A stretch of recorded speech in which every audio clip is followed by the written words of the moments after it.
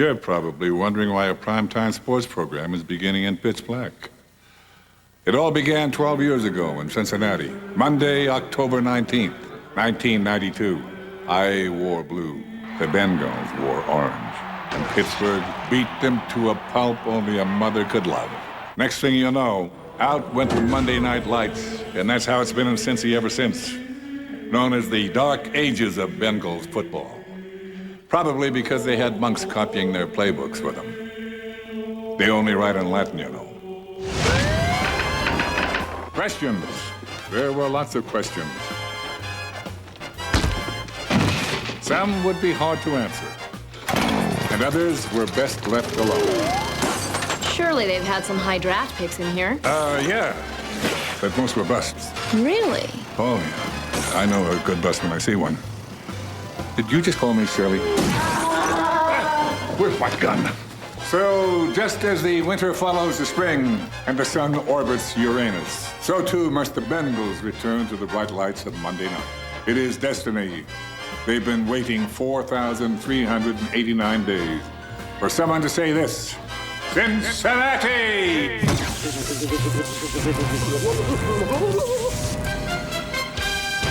Are you ready for some football?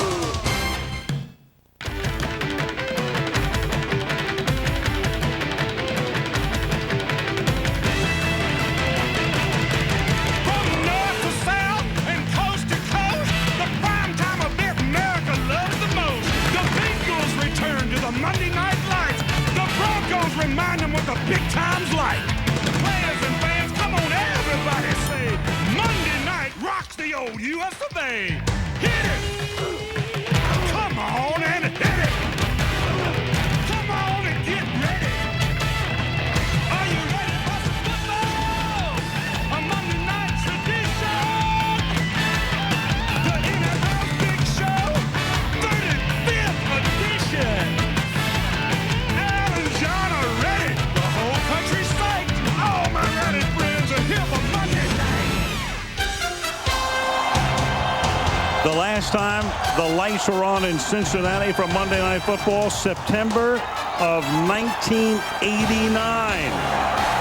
And now we're back, and for the first time ever, Paul Brown Stadium in its 5th season as the home of the Bengals, hosting Monday Night Football as the Bengals out onto the field, ready to take on the Denver Broncos and their very sudden star, running back Reuben Drones, on Monday Night Football. Al Michaels along with John Madden, Michelle Tafoya. Welcome to Cincinnati, and for good reason, as Leslie Nielsen pointed out during the tease, that the Bengals haven't been on. They haven't had a winning season in 13 years, but Marvin Lewis came in last year, the head coach, began the resurrection. They were 8-8. The league said it's time to put the Bengals back on, but they come into tonight's game 1-4. They started last year with the same mark and barely missed the playoffs. They need to turn it around. The town is electric. You walk around here, everybody says, do we have any chance? And I think to myself, well, wait a second. Yesterday, Miami beats the Rams. In the NFL, everybody has a chance every week. Tonight, though, Denver, tough team, #1 defensively. They picked up Champ Bailey, maybe the best corner in the league, in an offseason trade for Clinton Portis.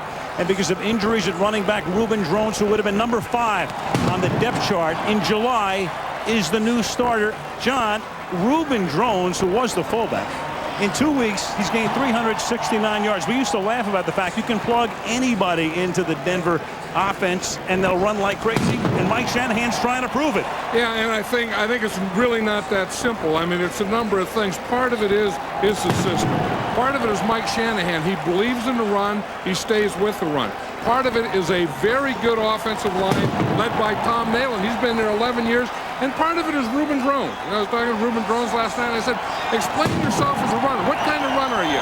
He said, downhill runner, not many moves, run over you. With Cincinnati, we'll see Carson Palmer, won the Heisman 2 years ago. John Kitna took every snap last year. Kitna every snap this year. But he's been off and on. How long can Marvin Lewis continue to go if things continue the same way for Cincinnati? Well, Marvin Lewis doesn't want to blame everything on Carson Palmer, but he does want and need a spark. He doesn't feel that He's improving. You know, and it's not all his fault. I mean, last week they dropped 7 passes on him, but he hopes that this guy will give him the spark they need tonight. Big night as they try to turn it around on this last Monday night of October. Marvin Lewis and the Bengals hosting Denver on Monday Night Football. Here's tonight's McDonald's quarterback comparison. Jake Plummer left the Arizona Cardinals a year and a half ago to join the Broncos, and in his first 17 starts in Denver, he's 14-3. Meanwhile, Carson Palmer, the #1 overall choice in the 2003 NFL Draft, is 1-4 in his first 5 career starts. We're about to find out if we're going to have a new edition. I hope it's good news. I can't take it anymore, baby. What's it say? We're getting a plasma TV. Monopoly Best Chance game is back at McDonald's. Yeah, it's okay, let it out. Wednesday, How'd you find this place? the island begins to reveal its secrets. And so do the survivors. An all-new Lost, Wednesday, 8/7 Central, only on ABC. Catch the top teams in the nation Saturday on ABC's College Football Doubleheader. A Snickers wrapper will get you onto Snickers.com to vote for the hungriest player of the game in Monday Night Football. You could win a trip to the Super Bowl and other great prizes. As we come back to Paul Brown Stadium in Cincinnati, the Visa Skycam hovering above the field all night long, providing spectacular shots for you on Monday Night Football before 65,000 in Cincinnati. Bengals against the Denver Broncos.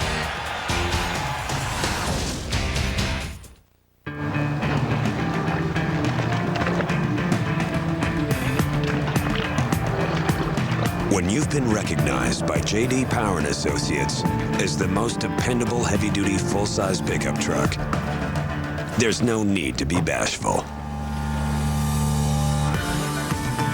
GMC Sierra, professional-grade engineering. It's not more than you need, just more than you're used to.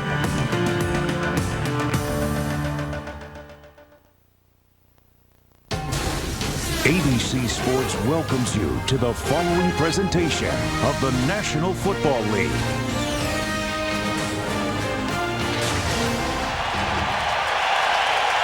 A very different feel when you come to a city for the first time in a decade and a half for Monday Night Football. And to detail it from down on the sidelines, Michelle Tafoya. Michelle. Well, Al, all of Cincinnati is lit up tonight as the host of Monday Night Football for the first time in 15 years. The Queen City wanted to be at its best and brightest as America gets reintroduced to the Cincinnati Bengals in their hometown. The Cincinnati Chamber of Commerce asked all downtown employees to leave their lights on in their office when they left work today. And a lot of those people left early so they could get down here and tailgate or attend one of the many satellite Monday Night Football parties around town. A downtown sports retailer even told us that he had 3 to 4 times the normal amount of business today. He'd never seen anything like it. It is electric down here, and quarterback Carson Palmer told me earlier he knows just how important this game is to Cincinnati. Now here we are, we're 1-4. And people are, you know, at the beginning of the season, they're saying, oh, it's the same old Bengals. But all of a sudden, Monday Night Football rolls around, and people, you think we're 5-0 right now. People are excited and, you know, proud of this city, and guys are proud to play in this city. And this is the front page of today's Cincinnati Enquirer. Please, Bengals, don't embarrass us. Well, I guess they asked nicely, and Marvin Lewis must feel a little bit the same way. He does want a spark for his team tonight. He wants this offense to rally around their young quarterback and make plays, and that spark he's looking for could be the difference between success tonight and embarrassment, Al. And maybe for the rest of the season as well. With a win tonight, they head to Tennessee next week, and who knows. And last year they did go from 1-4 to 8-6, and then lost their last 2 games and just missed making the playoffs. So the Cincinnati Bengals, and as we detailed at the top, it's the first time they've been on Monday night since '92. That game was played in Pittsburgh, and the first time they've been at home since 1989. More than 15 years ago at Riverfront Stadium. So that's why they're so excited here tonight, huh? Yeah. Every place you go, I mean, all around town, and this stadium is kind of right in the middle of the town. I think we stayed in a hotel about a block away, and every place you go, they would talk about the Bengals and do they have a chance tonight against the Broncos. And they'll get the ball first as Mike Ganor puts it in the air, and the kick will come down to about the 10-yard line. Cliff Russell to run it back for Cincinnati, and he gets taken down by Roe Alexander up at the 26-yard line. Let's take a look. Rock Alexander with the tackle. Let's take a look at the Cincinnati offense.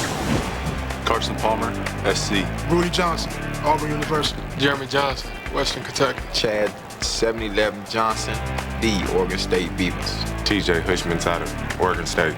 Reggie Kelly, Mississippi State. Levi Jones, Arizona State. Eric Steinbach, Iowa. Rich Brand, West Virginia. Bobby Williams, University of Arkansas. Willie Anderson, Auburn. Willie Anderson, his 162nd NFL game and his first Monday night game as Chad Johnson makes the catch. We refer to him as 7'11". He's their top receiver, and he went right at Champ Bailey, and those two will lock up tonight one-on-one a lot. Yeah, the Broncos are always going to put Champ Bailey on their best receiver. Chad Johnson is the Bengals' best receiver. And you see that little move he made to the outside. He was telling me the other day, the first thing he tries to do is make a corner think he's doing the opposite of what he's eventually going to do. His 24th catch, he leads the team in receptions. Ball at the 35-yard line, second down and 1.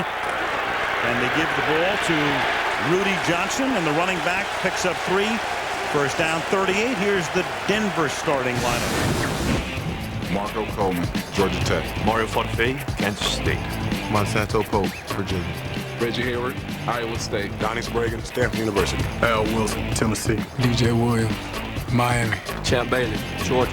Noah Kennedy, Arkansas. John Lynch, Stanford University. Kelly Herndon, Toledo. #1 defense in the league. And this is Johnson making them look like anything but the #1 defense in the league. Breaking tackles, running hard, gets to the 50, first down Cincinnati. Yeah, they ran that play to the slot side, and they didn't have any force over there. You're going to see that there's no one playing inside on the slot. So really, when he gets to the outside, right there in that first move, he has a soft corner, and then he can just cut it back to the inside. Pretty good running by Rudy Johnson, but again, not a lot of pressure on that slot side. From the 50-yard line, back-to-back first downs for Cincinnati to start the game. 2 minutes in. Johnson again. And it was Johnson who came to the forefront last year. Corey Dillon had been the Cincinnati running back for years, had done a great job with a losing team. And then Dillon got hurt. They gave Johnson a chance. Dillon gets dealt to New England. He's, of course, very happy there right now. And Rudy's the man here. You know, and one thing that was very good last year was the offensive line of the Bengals. And this year they've been very inconsistent. Part of it is due to the injuries. But I'll tell you, in Levi Jones, the left tackle, and Willie Anderson, the right tackle, they have 2 very good tackles. Kenny Watson is the running back to fake to him. Palmer throwing, and at the 31-yard line, the pass is on the chalk and out of bounds. Chad Johnson, the intended receiver. Carson Palmer was the #1 overall pick. He grew up in Southern California, went to USC, a school with a tremendous running back, tailback tradition, and then he wins the Heisman Trophy for Pete Carroll. And since he picks him #1, and then last year did not play a single snap. Learned under John Kitna. Kitna had a tremendous year, the best of his career, but then Marvin Lewis said in late winter, I'm giving the job to Palmer. No competition. 3rd down and 5. Carson going deep, and the pass is dropped by Chad Johnson, covered by Bailey. Johnson looking around to see if there'd be a flag. There was none. The other thing he was doing, he was pointing to his shoulder pad. You could see his jersey was off the shoulder pad. He was saying that he was being held as he went down. Now that's incidental contact. That's okay. I think he just dropped that ball. It was right in his hand. It would have been a very good catch. Last week, the Bengals dropped 7 passes on Carson Palmer. Kyle Larson to punt. And it will bounce at the 10, spin sideways, and the Bengals will down it at the 12, and there's a penalty. The penalty flag is down at the 27-yard line. Chad Johnson sure looks like he was held, though, doesn't he? His jersey's kind of half on and half off and cockeyed there, and when he got up, it was that way. But It didn't look like Champ Bailey grabbed him by the shoulder pads. Bernie Kukar will make the call, said inadmissible evidence. Illegal block in the back, number 55 of the return team. That's half the distance to the goal. First down. So 3 minutes into the game, Mike Shanahan's Denver Broncos get it for the first time tonight. Broncos, Bengals in Cincinnati on Monday Night Football.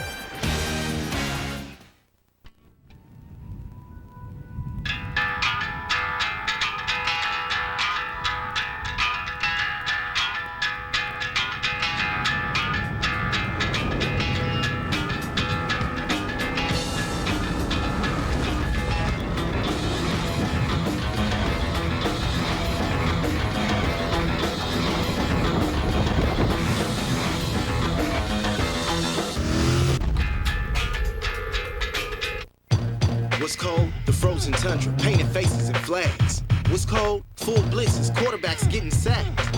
You see the air when they breathing? This is NFL season. What's the coldest tasting beer? Coors Light is freezing. No matter where you watch the game, we know you love cold beer. The frost is here, that hard-hitting time of the year. And we'll climb and we'll fight and claw our way to the finish. It's cold like that, and you could either watch it or live it. Coors Light, the coldest tasting beer in the world. 14 seconds. What? 14 seconds, that's all they need. They? Hacker's friend. They get in, they intercept data, customer records, your mother's maiden name, they're everywhere. But this has a security chip that encrypts all that. Chips can be removed. You remove it, it kind of self-destructs. Self-destructs. You work for us? Who's us? Never mind. The most secure wireless, only on a ThinkPad with Intel Centrino mobile technology. Monday Night Football being brought to you by the coldest tasting beer in the world, Coors Light, the official beer sponsor of the NFL. The personal financial advisors of American Express. Nissan, everything we touch, we shift, and everything we shift, we try to make better. And Walt Disney Pictures, National Treasure, coming to theaters everywhere, November 19th. Aerial coverage tonight, brought to you by Goodyear. It is just a perfect night. Game time temperature 61 degrees. Blimp hovering high above the Ohio River, separating Ohio from Kentucky. Denver has the ball. Denver coming in with a record of 5-1, and Jake Plummer to give it to Ruben Drones. And Drones to the 10-yard line as we take a look at the Denver offensive starter. Jake Plummer, Arizona State. Ruben Drones, Oregon. Kyle Johnson, Syracuse University. Rod Smith, Missouri Southern State University. Ashley Lee, Hawaii. Patrick Hape, University of Alabama. It's Ruben Drones again. Here is our offensive line. Matt Leptis, Colorado. Ben Hamilton, Minnesota. Tom Naylor, Boston College. Dan Neal, Texas. And George Foster, Georgia. The Denver offensive line honoring its tradition of not introducing themselves. It's a good time to do that because they didn't do a very good job keeping Dwayne Clemens and Kevin Casebahorn out on that play as Drones is taken down for a loss. Well, that's what this Bengal defense is doing. They're up there to stop the run. That was a run blitz, and they kind of run right into the blitz. And you'll see George Foster here. He's a right tackle, and watch his block. You see Thornton is going to come in, and he's going to come to the inside and go right inside. Foster didn't expect a pinch by Clemens, and Clemens just pinched. 3rd and 9. Plummer, good protection, throws complete but short of the first down. Ashley Lee makes the catch at the 14, so 3 and out. And the ex-Bronco Deltha O'Neal, one-time #1 pick of Denver, makes the tackle. And that's what these Bengal fans wanted, was a 3 and out, keep them down there. Now they're going to get good field position. On their first drive, they weren't bad. I mean, they got a first down, took a shot, and did some of the things that a good offense has to do. Nice start for the Bengals. As you say, they should get the ball at the 50 or maybe inside Denver territory, depending on the O'Neal run back. Micah Moore to punt. Drops it. Still is able to get it away. Good kick. Great recovery. Flag is thrown, and the ball will be down at the 45-yard line of Cincinnati, but Bernie Kukar's crew will make the call. The flag is down at the 22. You've got ineligible men downfield in a situation where you're going to drop a ball like that, and you can't expect the guys going downfield to know it. Right, because they don't look. They're just counting 1,001, 1,002. 1003, and they leave. And when the ball is dropped, that throws everything out of rhythm. Look, he caught the snap. It wasn't a snap as he started to step and kick. He just dropped the ball. Of the kicking team, number 59 downfield. Half the distance. Excuse me. 5-yard penalty. Still 4th down. So they'll make him kick it again. I think this time they have to go after him a little more. On any punt return, you have to bring at least 2 guys. One guy from either side to make sure of the kick. And when something like that happens, Cincinnati should have been on top of the punter. Looked like they were all going into a return and turning. They didn't have those 2 guys that have to make sure of the punt. Usually the 2 end guys. Now Micah Noor gets it away conventionally, and it's a short kick, and O'Neal will take it at the Denver 45-yard line, but the coverage is very good. But still good field position after the exchange for the Cincinnati Bengals with 9:48 to go in the opening period at Paul Brown Stadium. No score on Monday night. The most spectacular treasure in history was hidden by America's founding fathers. On November 19th. You're treasure hunters, aren't you? More like treasure protectors. The clues are all around us. The dollar bill's trying to tell me something. And an adventure 2,000 years in the making begins. You think there is a treasure map on the back of the Declaration of Independence. From Jerry Bruckheimer, producer of Pirates of the Caribbean. Tell me what the next clue is. Nicolas Cage. National Treasure, directed by John Turteltaub, rated PG.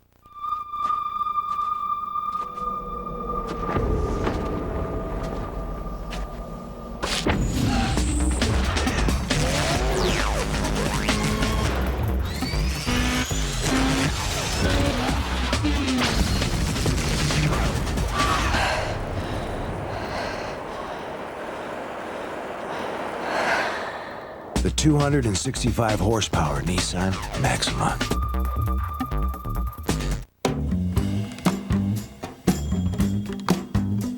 What if you could feel this relaxed about your financial future? Even with 3 kids in college. Even with retirement fast approaching. There's someone who can help you feel this way. Someone who's developed more financial plans than anyone else. The personal financial advisors of American Express. AB Scream Tuesday.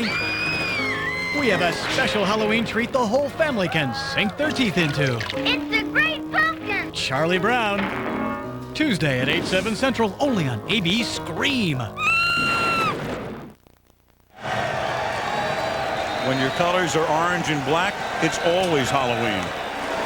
Right, and that one kid said, "Hey, Mom, it's past my bedtime." Well, you got about 3 more hours to go.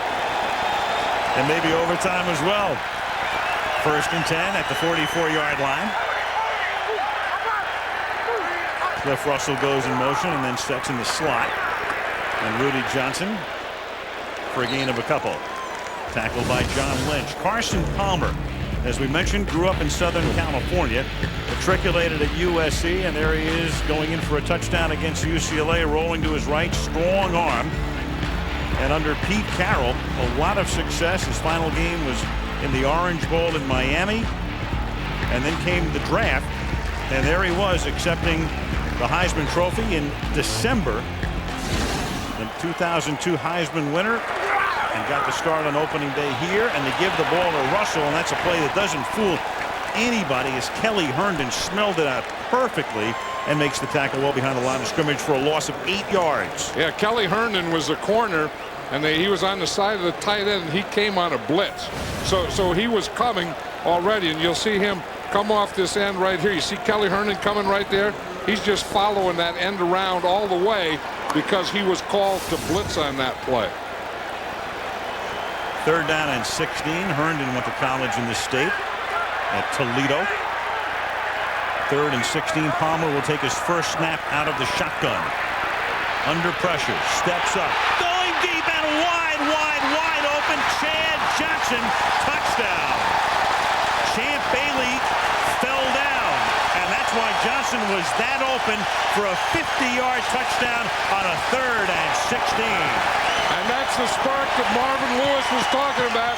Chad Johnson is out here in the left-hand side. You'll see him right there. Number 24, Champ Bailey on him. Starts to run with him. Champ Bailey's going to fall down right there. And for about 20 yards, Chad Johnson was wide open. Look at this. They get in the shotgun down here. Good protection. Tackles take their guys to the outside. Let Carson Palmer step up.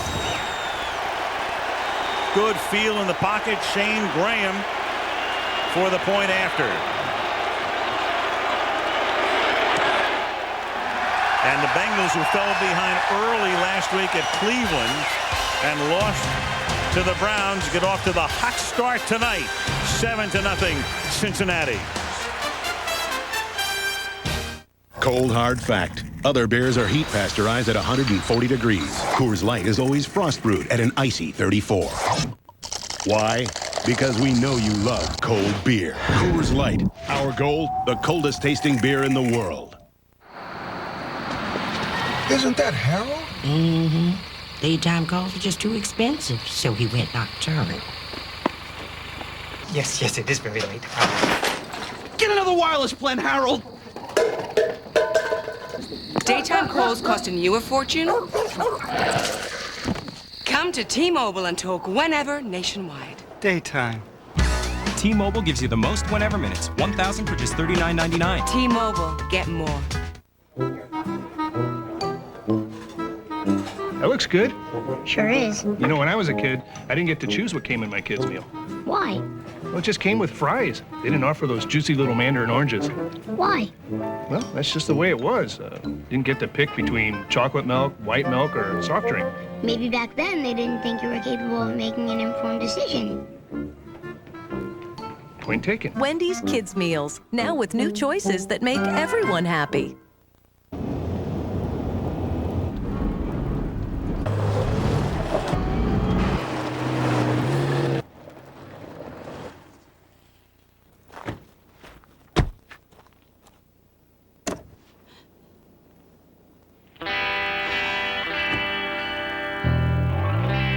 A million uses and counting.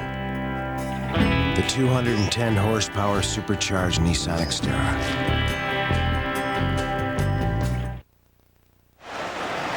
Chad Johnson was upset with himself last week in Cleveland.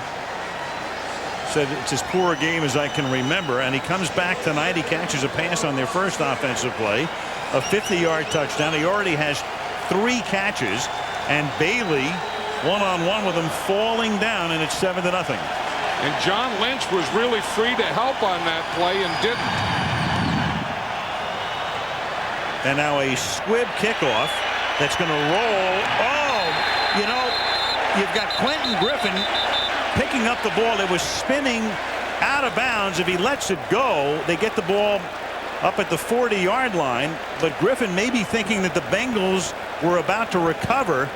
Was caught between a rock and a hard place on the sideline. Bernie Kukar will tell us about it. Yeah, that's the tough thing about that, because that is a live ball. Although Quentin Griffin could have just let it go out of bounds. It would have gone out of bounds, but I don't know how much you can rely on that. The other play that he could do is go out of bounds himself and come in and recover it. Then it would have been an out-of-bounds kick. Exactly. If the ball's in bounds, but any part of your body is out of bounds, it would have been out of bounds. And that is juggled, and the pass incomplete. Intended for Ashley Lallee. Let's take a look at the Bengal defensive unit. Dwayne Clemens, California at Berkeley. John Thornton, West Virginia. Tony T-Bone Crusher Williams, Memphis. Justin Smith, Missouri. Kevin Hardy, University of Illinois. Caleb Miller, Arkansas. Brian Simmons, UNC. Delta O'Neill, Milpitas High. Kevin Case from Augustana College of South Dakota. Kamani Herring, Penn State. Torrey James, LSU. Augustana College, South Dakota. You think of Ken Anderson, the great Bengal quarterback who went to school there. 2nd down and 10. And this is Drones up to the 26-yard line. Reuben Drones was drafted in the 3rd round by Detroit in 2000. Played at Oregon. On his first ever carry in a preseason game, injures his shoulder, winds up in injured reserve. Comes back the next year, gets cut on September 11, 2001. You bet that afternoon. Goes to the Dolphins, is on the practice squad, comes back to Detroit, goes to Denver as a free agent, and he's been a fullback and a special teams guy. And then because of the injuries in the backfield, gets the start 2 weeks ago, and he's run wild over the last 2 weeks, 369 yards. And he's as nice a guy as you're ever going to meet in this league. He can't believe what's happening to him. 3rd and 7, caught by Drones, but he gets taken down by his ex-teammate, Delta O'Neal. And the Bengals, with this crowd roaring at the beginning of the game, have kept this crowd in the game. You know, and Mike Shanahan likes to be aggressive on offense, but I'll tell you, this Bengal defense isn't letting him be aggressive.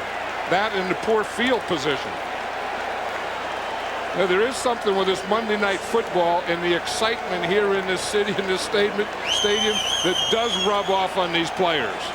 They put it in neon when that schedule came out. You could just feel it talking to people in town. Monday night comes back to Cincinnati, and they're trying to make the most of it. Micah Norris' kick is a short one, fielded 38-yard line. O'Neal, and O'Neal is into Denver territory. And again, Cincinnati will start with good position on the plus side of the 50. DJ Williams knocks him out of bounds after an 18-yard run back. 6:47 left in the first. Bengals on top, 7-0.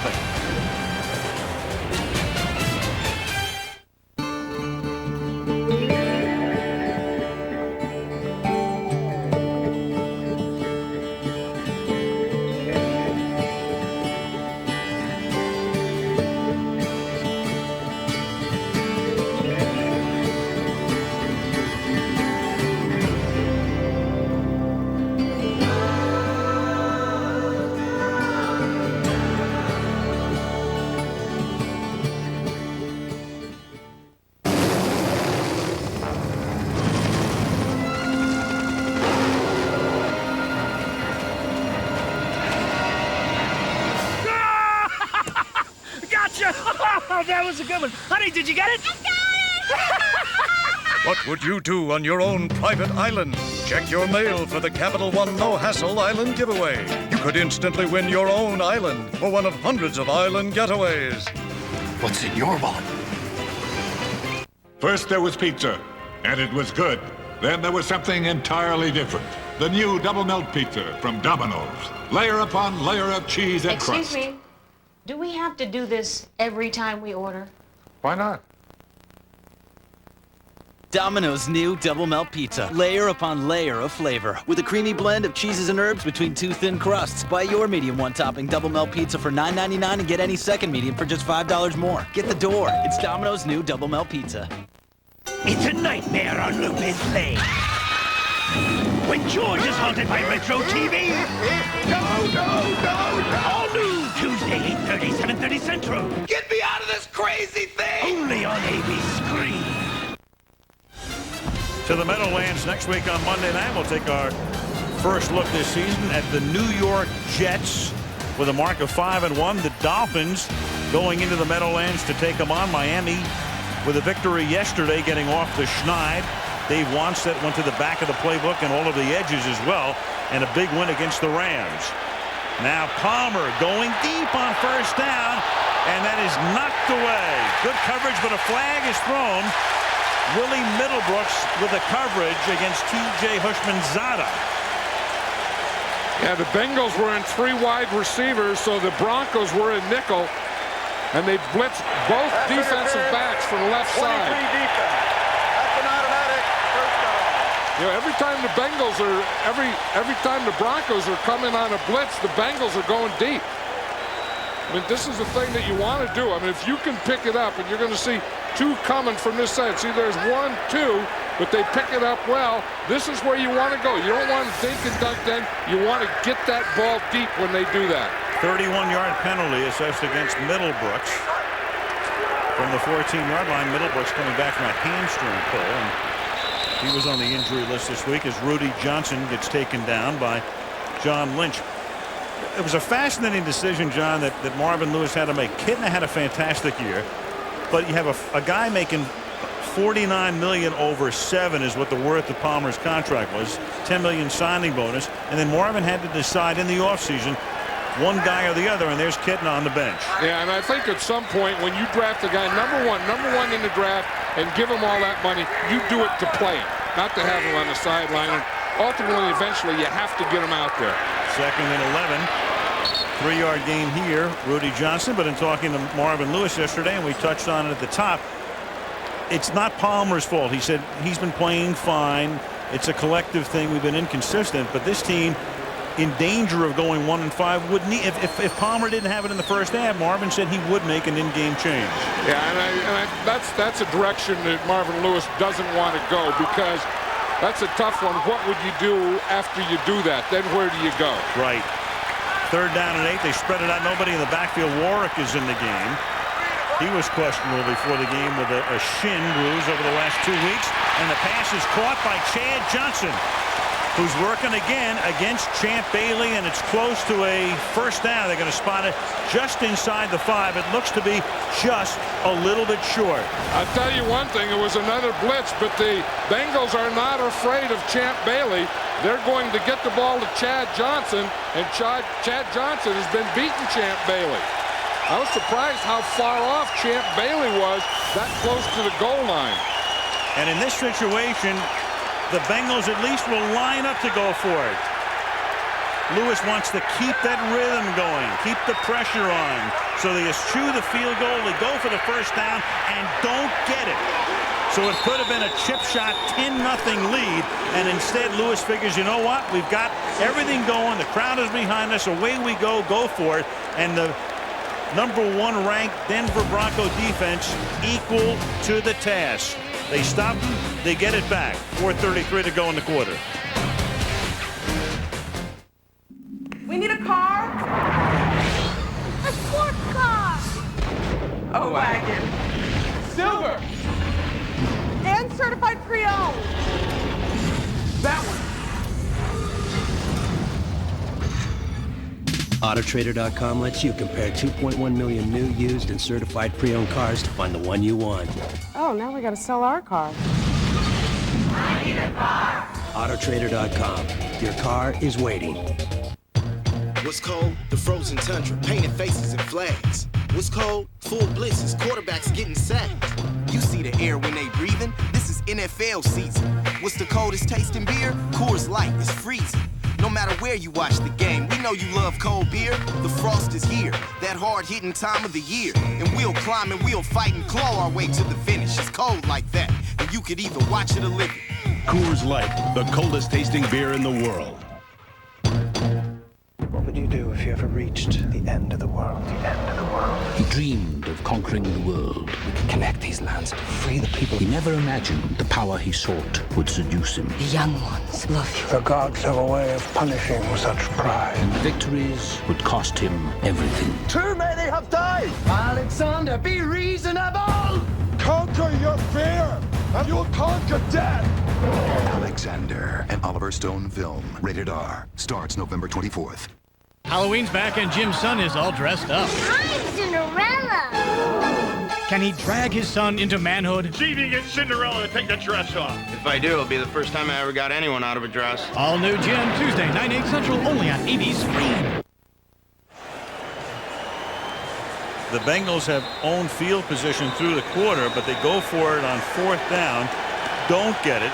It was Al Wilson along with Kelly Herndon and DJ Williams, who were all there to stop Rudy Johnson for no gain. And now Denver takes over at its own 5-yard line.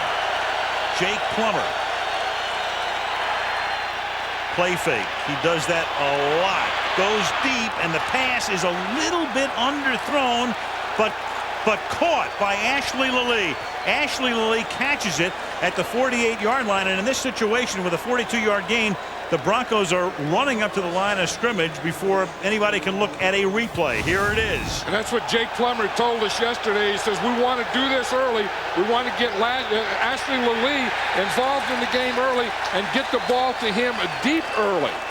So they haven't had a lot of good field position. Oh, I don't know about that one. Well, and before a replay is even shown, Marvin Lewis, who has a real good view of this because he's standing at the 50-yard line, is going to challenge the call. So a long pass. Kukar comes over, explains what he saw. Lewis, in stopping the clock, is going to challenge the play, and take a look again. Cincinnati is challenging the ruling on the field of a completed catch.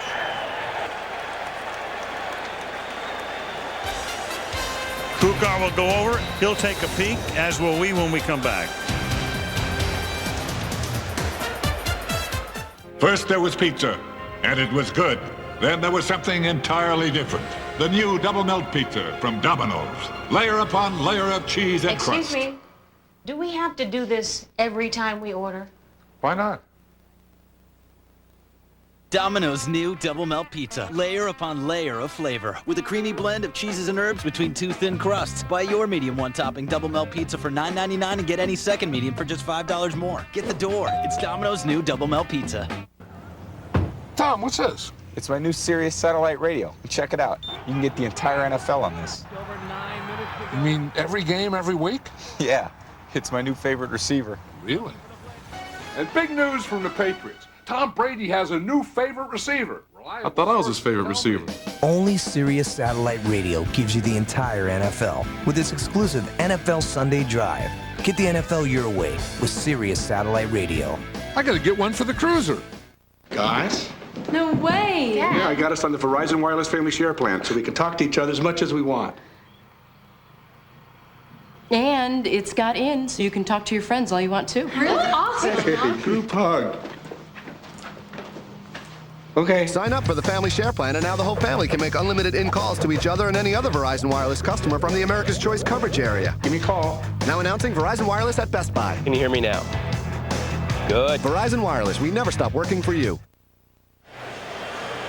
Bernie Kukar still examining it. It's very close because clearly he has control of it. The ball is going to touch the ground here. Take a look. This is the best angle. Controls it. The ball is on the ground. He still is cradling it. Because if he has control of it, the ball can touch the ground. Yeah, but I'm looking again here, and I'm wondering if he really does. The ball is moving. He's doing his best to indicate that he has control of it. If I had to guess, I think they're going to call it incomplete. Right there. Yeah, right there. Yeah, I agree with you. And that's one that Marvin Lewis needs now, because when he went for it on 4th down, he was trying to, keep the momentum going, get one in there, get a 14-point lead, and he figured, if I don't make it, I still have him backed up, and I'm going to get it back. The receiver did not have control of the ball and hit the ball.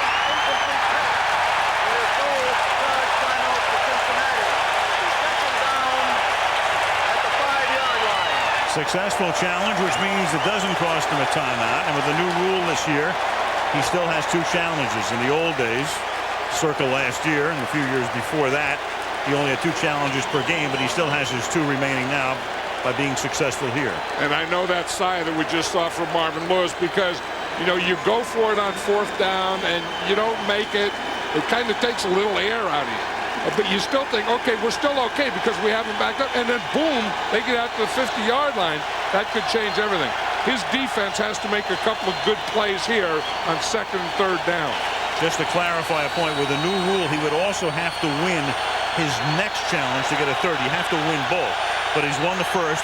He's won a big one to erase a 42-yard gain. And on 2nd and 10, the Bengals hot again, so the crowd totally into it. Justin Smith, #1 pick in 2001 out of Missouri, stopping Drones. And Drones tonight, 4 carries, 4 yards. Let's look at that 4th down play again. I know what Marvin Lewis is doing, but he's running right into the strength. Here you got a defensive back here. Kelly Herndon is coming here in the blitz. Everyone is coming in, and they didn't have a chance to make the 1st down. They just watch Kelly Herndon there, 31. They run right into the unblocked blitz. 3rd and 10.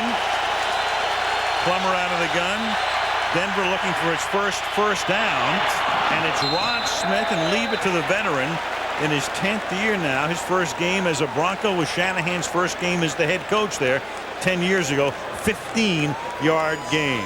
Jake Plummer was saying about Rod Smith, he said, he's my go-to guy on 3rd down. And he said, I'm starting to worry about that a little, because people are going to have to figure that out, that I really do it too much. Every time we get in 3rd down and I need a play, I am going to look at Rod Smith. And if you saw Jake Plummer there, he watched Rod Smith all the way. He's working on the rookie, Mediu Williams, out of Maryland, who comes in nickel and dime. 1st and 10 now from the 20-yard line. And they give it to Darius Watts, good-looking young receiver, rookie out of Marshall, one of their second-round draft choices last April. Went to the same school, of course, as did Randy Moss. One thing about Watts, like Randy Moss, he has very good speed, and that's the way Mike Shanahan uses a guy with speed. I mean, he'll use him on deep passes like you would expect, but also on end arounds, and any way you can get their ball in their hands so they can use that speed.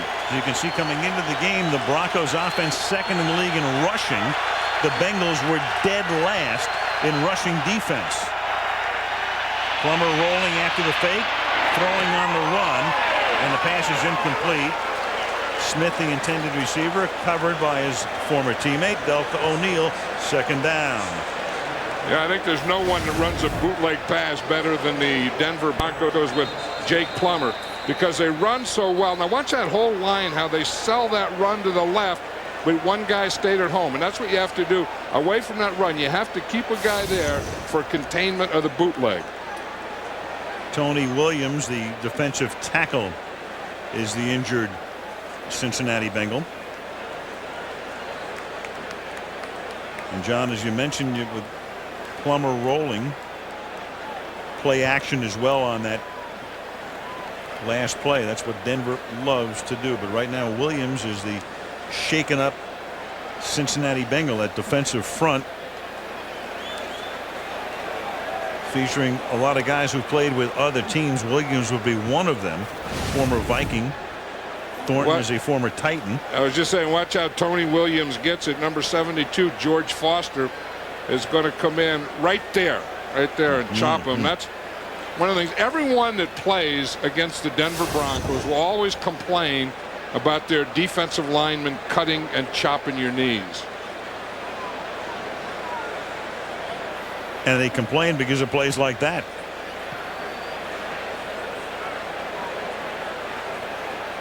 And that's the last sight you want to see, with a cart being driven out onto the field, as we go to Michelle. Well, I spoke with Rod Woodson, the future Hall of Fame cornerback who played 17 of his 18 seasons in the AFC, faced the Denver Broncos 12 times. I wanted to get his perspective on defending against Denver's running game. And he said, you know, their offensive line, he said, is, quote, borderline illegal because the lateral movement and the cut blocking they do. So he says the guys up front really have to watch out. And if they get cut blocked, boy, they have to get up quickly, get back in their gaps to try to keep a 5-yard gain from turning into a 30-yard gain. But unfortunately, this is one of those results of maybe a cut block, John? Well, that was a cut block, and the thing that you can't do, it's a tough thing when you're playing against Denver, because you don't want your defensive linemen to worry about it. And I've seen teams play against the Broncos, and defensive linemen are down there and they're protecting their legs, they're protecting their cut, and they're forgetting to make the play. You know, it's an ironic thing, John, in terms of, and we should point out too, there was no flag on that play, and as you say, it was a cut block. The two offensive lines that people have talked about a lot over the last 20 years were San Francisco in the heyday, and Bob McKittrick became a legendary offensive line coach, the late Bob McKittrick. Alex Gibbs was there for years, kind of a mysterious guy, but did a phenomenal job. But around the league, you know, there's a lot of respect for those people, but those are the two teams, the two offensive lines that were always talked about as guys who chop blocked and cut block. Well, what they do is they use a zone run where they're going to kind of man block on play side, and then they cut on the back side, so that if you do go down, then that back, as he starts play side, he has the cut back to the cut blocks back side. If that makes sense. We get it. No, it does. Yeah, I mean, they don't cut all up and down the line. They just cut on the back side or the side away from play side. Rick Dennison took over as the offensive line coach when Gibbs left, and he is now on Jim Mora's staff at Atlanta. You know, it's an interesting thing here is the league would contend in this particular case that this was a legal block. See, here's what we're talking about. Here's play side here, and here's back side. So you're going to block straight up on play side, and you're going to cut on backside. See him cut right there, cut on backside. They didn't do that. That was a bootleg there. But the play side is the side that you run it to, and the backside is usually the cutback side.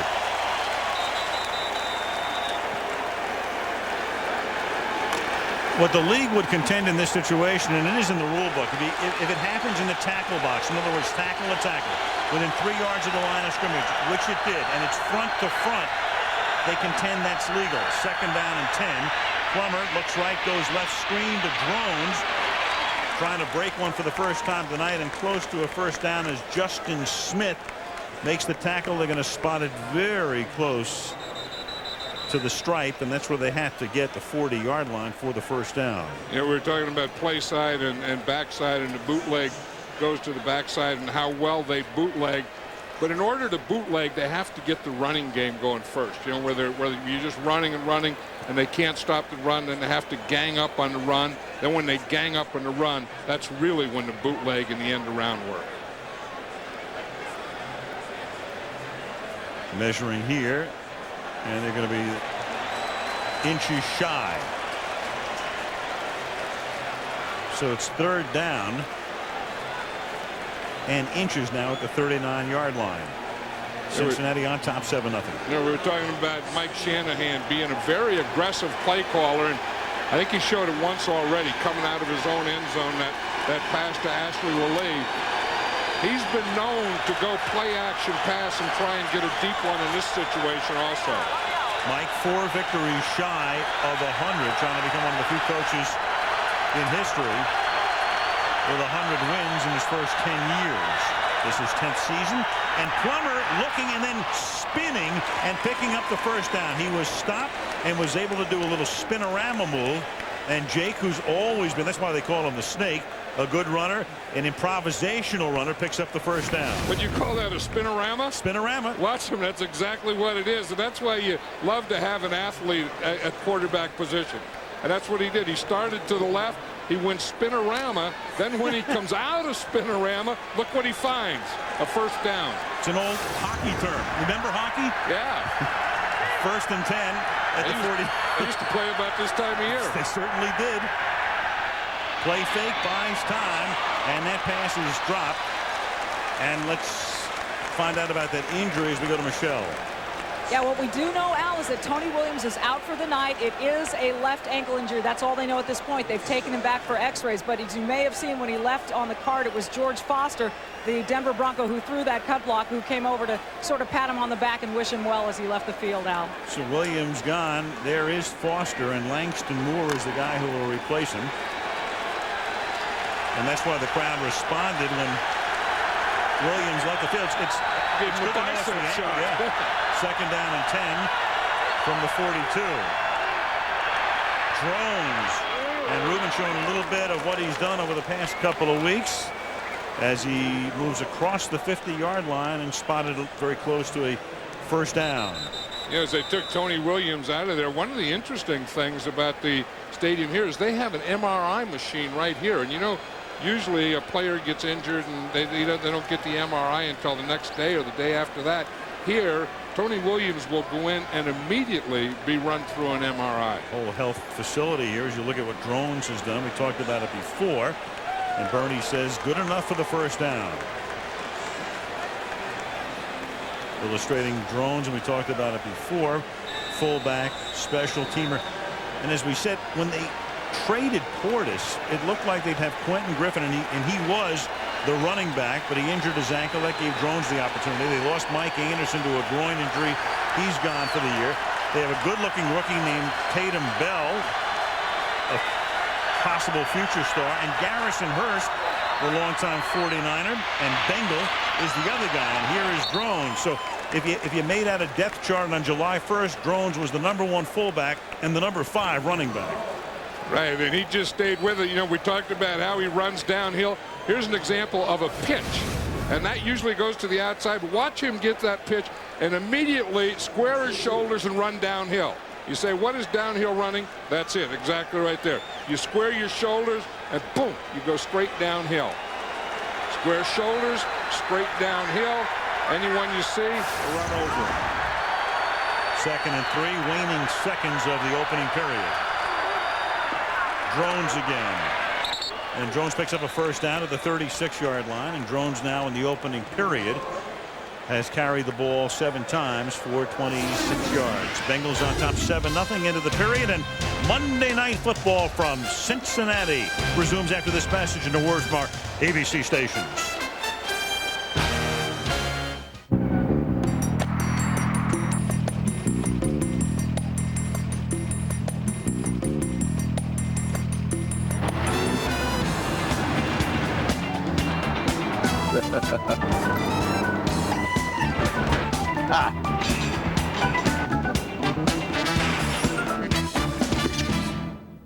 Okay, I'll see you tomorrow. Competition. Bad for them. Hey, fellas. Great for you. Finally, a new choice in domestic shipping. DHL.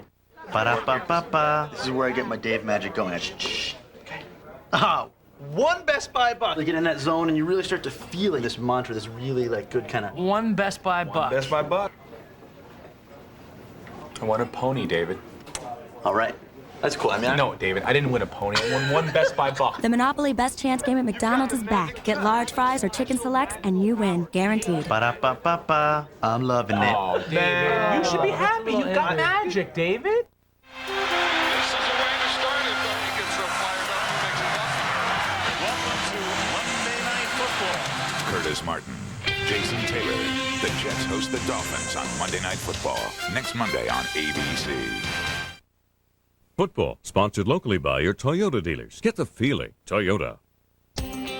The 2005 four-cylinder Camry gets 34 miles per gallon and has among the lowest fuel costs of any fully gasoline-powered car in its class. But even better, it is so clean, you could drive over 50,000 miles and still produce fewer smog-forming emissions than painting a 500-square-foot room. It is the cleanest, fully gasoline-powered car you can buy. And you can lease one right now for just $199 a month. So to save gas, save the environment, and save money, see your Toyota dealer now. Al Michaels, John Madden, Michelle Tafoya, Monday Night Football in Cincinnati for the first time since 1989. Good period for the Bengals. They lead 7-0. But the Denver Broncos will begin the second quarter in Cincinnati territory at the 36-yard line. First down and 10 on the drive that began at the 5-yard line. Their own 5, and Plummer trying to make it a 95-yard drive, but the pass is overthrown, intended for Ashley Lee. Good coverage on the play. 2 guys back there, and John Thornton that time put the pressure on Plummer. Yeah, and that's the thing that the Bengals didn't get the last couple of weeks is pressure. That's the big thing, although they had good coverage downfield. I mean, Ashley Lee was double covered, but that's the thing. You have to get pressure from your 4-man rush. They get it right up the middle, and I'll guarantee you any quarterback who's going to step into something like that, that's tough. That was John Thornton coming right on him. And down went Jake, second down and 10 from the 36-yard line. Drones. One guy the Broncos are missing tonight, we should point out, Dwayne Carswell, tight end, key guy in the offense, 1-game suspension for violating the league's personal conduct policy after he pleaded guilty battery and multiplication with his girlfriend. So as far as the tight ends are concerned, a lot of Jeb Poutsier, who's really come on this year, Patrick Hape as well, the 2 tight ends for Shanahan. Right, Poutsier more of the pass receiver type, and Patrick Hape more of the blocking type tight end. Third down and 5 now. Only 3 sacks against Plummer this season. And Jake out of the gun, quickly throws, the pass is deflected and incomplete. It'll be 4th down.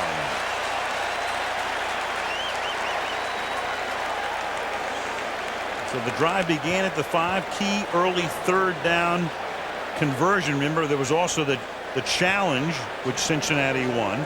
And now Mike Anor will come in to hold Jason Elam, the longtime Bronco kicker, 49-yard attempt. He's missed only 1 field goal this year.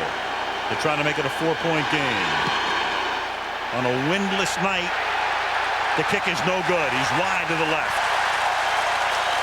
And that means Taking over outside the 35 at the 39-yard line will be the Cincinnati Bengals when we come back.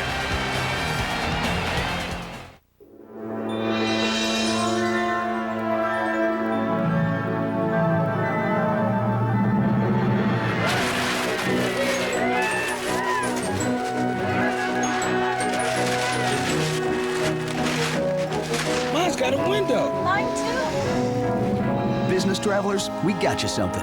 Southwest has new leather seats and roomier cabins for more comfortable flights. I love leather. You're now free to move about the country.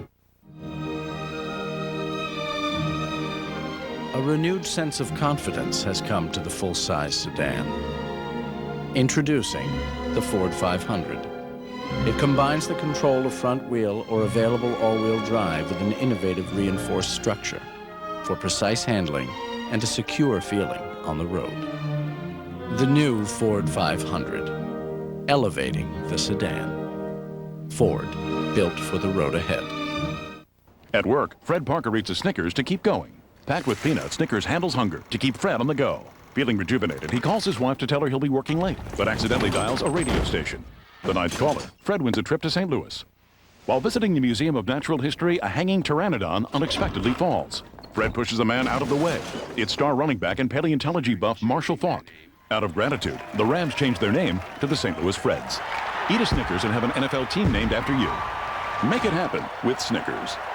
2 Super Bowl League MVP, a member of the 2,000-yard club. And it's pronounced Terrell. Terrell Davis joins an all-pro lineup on NFL Total Access.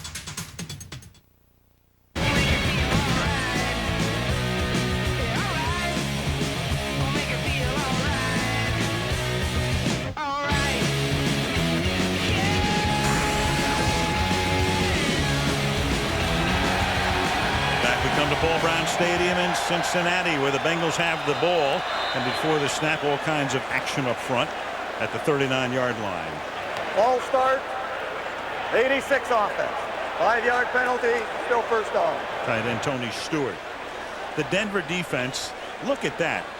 Fewest points allowed, second in rush defense, first in passing yards, total yards, first downs per game, and then, amazingly, third from last in the league in takeaways. So they haven't been taking the ball away. In fact, they're -3 on the giveaway takeaway chart for the season, yet 5-1 because they've been so proficient in every other area defensively.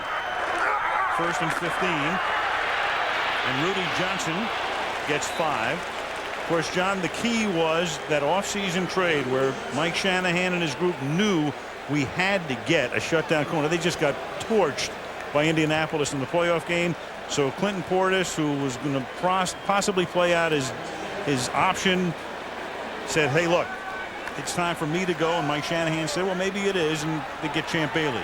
Yeah, and then that really helped their defense. Larry Coyer was saying it's amazing how a cover corner can help your run defense. Second and 10. Going deep again is Johnson. And Chad Johnson again beats Champ Bailey. I'll tell you one thing, this is very, very impressive because you think we got to stay away from Champ Bailey. They're just going after Champ Bailey. And not just going after him on short stuff, they're going after Champ Bailey on deep stuff. I think one of the things, he's looking into the backfield, and he doesn't even see Chad Johnson.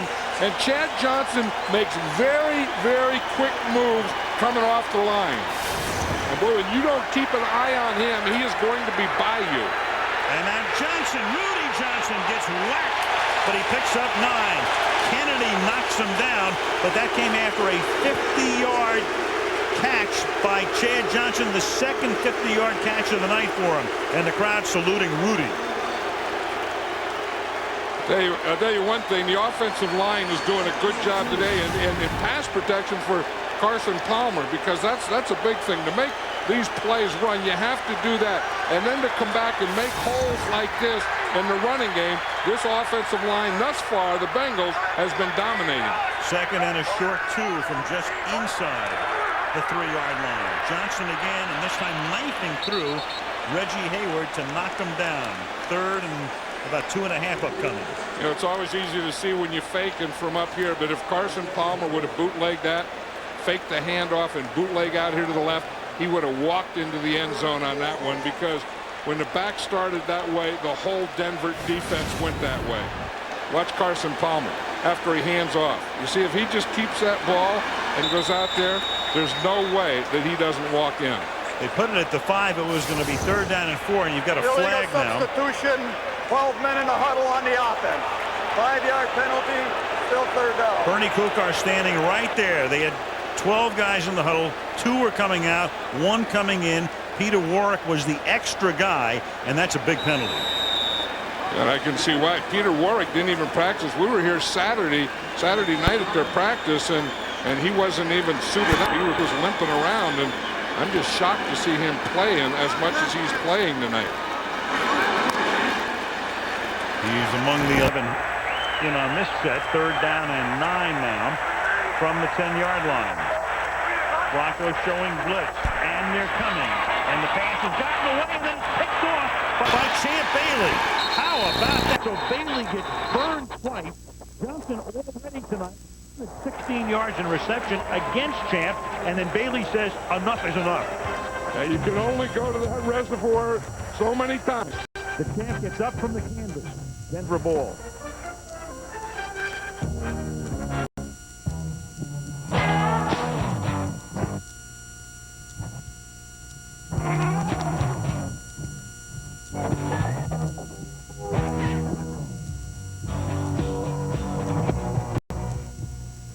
It combines the things you love about a car with the stuff you need in it. The totally new Ford Freestyle. One vehicle, endless possibilities. Ford, built for the road ahead. Howie, Sirius Satellite Radio is great. Yes, we got all these different channels. Country, rock, even NFL football.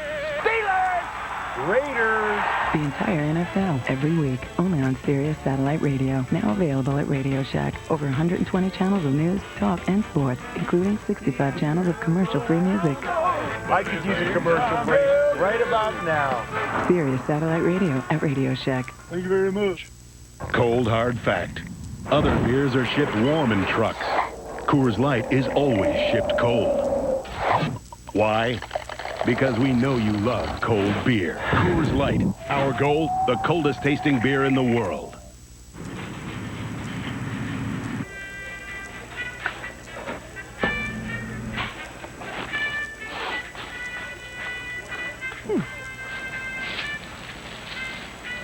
No.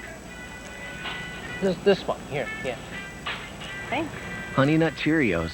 When you want something that tastes great and can help lower cholesterol, the choice is obvious. Yeah, that's the one. Thanks. Honey Nut Cheerios. Be happy, be healthy. Sunday night on ESPN, the San Francisco 49ers off their bye week against the Chicago Bears in Soldier Field at 8:30 Eastern Time. We're in New York next week. Jets, Dolphins, ball at the 4-yard line after the Bailey interception, and Rod Smith makes the catch here. Taken down by Torrey James. We go back to the interception, only the 3rd interception of the year for Denver. Here's Champ Bailey right here, and we're going to get a slant by Chad Johnson. Now, Bailey's looking in, and he knows it's a blitz. So he's watching Carson Palmer, then he looks at Chad Johnson, knows it's a slant, and he beats Johnson to the slant point. So the Bengals have had drives stopped at the 5-yard line on downs and at the 3-yard line on an interception. And now Drones is going to pick up a 1st down. Meanwhile, John Lynch in the secondary for Denver, the former Tampa Bay Buck, mic'd up tonight.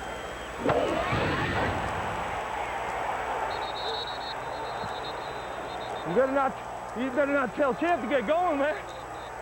It's not what you want. It's not what you want. I'm led to believe after hearing that Johnson, with those 4 catches and the 250-yarders, must have said something to Bailey after those catches. Well, you know, Chad Johnson enjoys playing football, and he talks all the time, so you know that he said something to Champ Bailey. Yep. You also know John Lynch heard it. Yes, he did. 1st and 10. Plummer throws, caught up at the 30-yard line, and that's Rod Smith again to Torrey James making the catch, the steady and solid and consistent. Rod Smith been doing it for years. Yeah, it's not only on third down. You know, we talk about Jake Plummer's always looking for Rod Smith on third down, but this guy just plays football. I mean, you know, you watch him, and he'll play special teams. If there's a fumble and someone picks it up, he'll go tackle the guy. I mean, he'll just do anything. In fact, the Broncos are one of 4 teams that only carry 2 quarterbacks. Rod Smith is their 3rd quarterback. Danny Cannell is the backup. Toss back to Drones after a 15-yard completion on the previous pass. Rod Smith, 10 years in the league, and went over 9,000 yards with that last catch, and figures to play a couple of more years. So how many guys have gained 9,000 yards in the history of the NFL? 31. So he keeps moving up that list. By the time he's done, he may be, 20th in the teens. He's a guy, you don't think of Rod Smith as going into the Hall of Fame. When it's all said and done, they'll have to look back and say, that was a pretty good career. Well, those are the kinds of guys that belong there. I mean, just real football players, hard workers, dedicated role models to the other players. That's Rod Smith. 2nd down and 10. Plummer over the middle. That is caught. That's going to be a first down. Ashley Lee, 3rd year out of Hawaii, stopped by Brian Simmons, and we go to the sidelines and Michelle. Well, I spoke with Rod Smith yesterday, guys, and I asked him why he is so consistent with his workouts. For 10 seasons with the Denver Broncos, he has made 100% of his workouts. No other player in franchise history has been that consistent. I said, what drives you? And he said, well, I like to win. And I said, but every guy likes to win. Come on. And he said, but every other guy has more talent and athletic skill than I do. I have to be mentally sharper. I have to work harder. I have to leave it out there on every down, Al. And he's done it. And here is Drones off and running. Drones with a flag down gets to the 27-yard line. But there's a flag down at the line of scrimmage after what would have been a 30-yard run. But Bernie Kukar is saying, come on back, holding. One of those things. This the offense. 10-yard penalty, still first down. Ben Hamilton. And that was a hole. That was right where Reuben Drones ran the ball. He went right over Ben Hamilton on that left side. And we'll watch. Here's Ben Hamilton here. Here's Drones here. He's going to go. And this is the hold right there. You see, he starts to the outside. You see his right hand there? They get their left hand in the outside shoulder, and they bring their right hand to bring that guy out there. He's trying to create a hole. Push with your left hand, get the shoulders up, and then with your right hand, pull the guy out with you. With that angle blocking, it wasn't the umpire making that call. It was Kukar himself who threw the flag. He had a pretty good shot. I mean, he had a pretty good angle to it. He did. 1st and 20 from the 32-yard line. Plummer into coverage. Delta O'Neal picks it off, and the ex-Bronco is inside the 30 to the 24-yard line. So each number 24 with an interception. Oh, Delta O'Neal better watch himself here. I mean, he's a little too excited, playing against his old teammates. In fact, he threw the ball over towards their sideline. See, Delta O'Neal's playing a zone here. You redirect the guy in front of you, then you look back, you read the quarterback, you have that area of the field. They tried to get it in deep there. Delta O'Neal just kept dropping, and he got right in front of Ashley Lee. And you don't do that until you get to the end zone, I wouldn't think. So tonight, O'Neal's already run over Shanahan on a play when he went out of bounds and knocked Mike down. Then he picks one off. It's 1st down and 10 at the 24-yard line. Johnson, 20-yard line. Here's Michelle. I talked to Delta O'Neal last night, Al. He still doesn't understand why Mike Shanahan got so down on him and let him go. Al Wilson told me Delta, after his Pro Bowl year in Denver, just wasn't the same guy. Had all the athletic skill, but didn't have the mental consistency. But Delta told me he wanted to come out here and do something special tonight, Al. Delta O'Neal, he's had some memorable moments on Monday night for the Broncos. 2nd down and 6, and now 1 for the Bengals. And that is John Lynch. So when Tampa Bay cleaned house because of the salary cap, Sapp went to Oakland. Lynch was let go. He winds up in Denver, and he makes the play here. And they really smelled that play out in their call, because John Lynch is going to come up. He's going to start back here, come all the way up, and then he's going to blitz off this corner. He showed them that he was back. They thought they could get that corner, and then he comes up in the blitz, and they run right into him. He's been to the rodeo once or twice, the way he smelled that play. 3rd down and 11. Kenny Watson is in the backfield. He stays in the block, or tries to block, and they run right by him as Al Wilson gets into the backfield and knocks him down. So they brought Watson in, and they just steamrolled him. Well, you can just see their defensive plan here, and Larry Coyer is they're going to blitz. I mean, usually you blitz a young quarterback anyway, but it seems like if the Broncos expect run, they're blitzing. If they expect pass, they're blitzing. They are going after Carson Palmer. And you saw Marvin Lewis's reaction, makes it a 53-yard field goal attempt here for Shane Graham. He has the accuracy and the distance.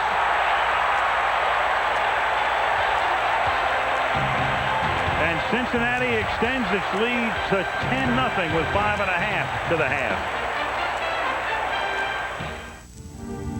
It's a totally new full-size sedan. Introducing the Ford 500. Its command seating lifts you up, improves your view, and heightens your confidence, while its first-class accommodations give you the freedom to spread out. It takes the sedan to a much higher level. The new Ford 500, elevating the sedan. Ford, built for the road ahead. Hi, I'm Donald Trump to talk to you about the remarkable convenience of the Visa check card. Everyone knows the Visa check card's directly connected to the money in your checking account. Oops. But if your card's lost or stolen, did you know you're not liable for fraudulent purchases? Got it. And you'll get every single cent of that money back? Guess not. Visa, it's everywhere you want to be. And I thought he was doing so well. Hello? AB's Scream presents A Tuesday of Terror. Be prepared to die laughing with a ghoulish Charlie Brown. A fantastic George Lopez. Got it, got it, got it, got it, got it. A sensational Jim. I'm Cinderella. And a Frank-tabulous Rodney. It's a night of comedy with tricks and treats. I couldn't get home fast enough. Halloween, baby! Tuesday starting at 8/7 Central, only on AB Scream.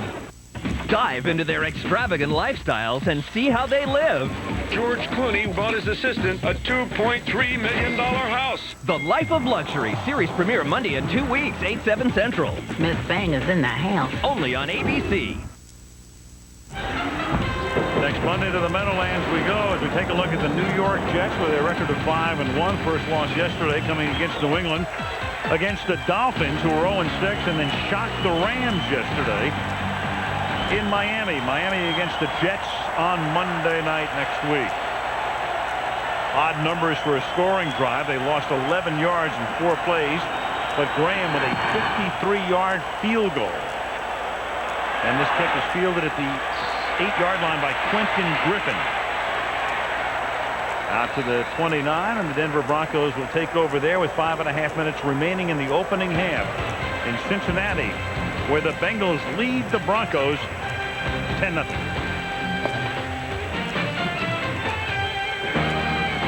Cold hard fact. Other beers are heat pasteurized at 140 degrees. Coors Light is always frost brewed at an icy 34.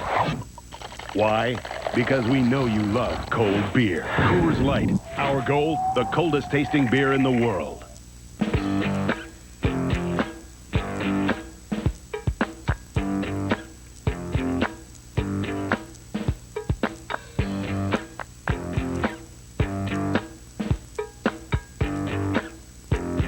It combines the things you love about a car with the stuff you need from an SUV.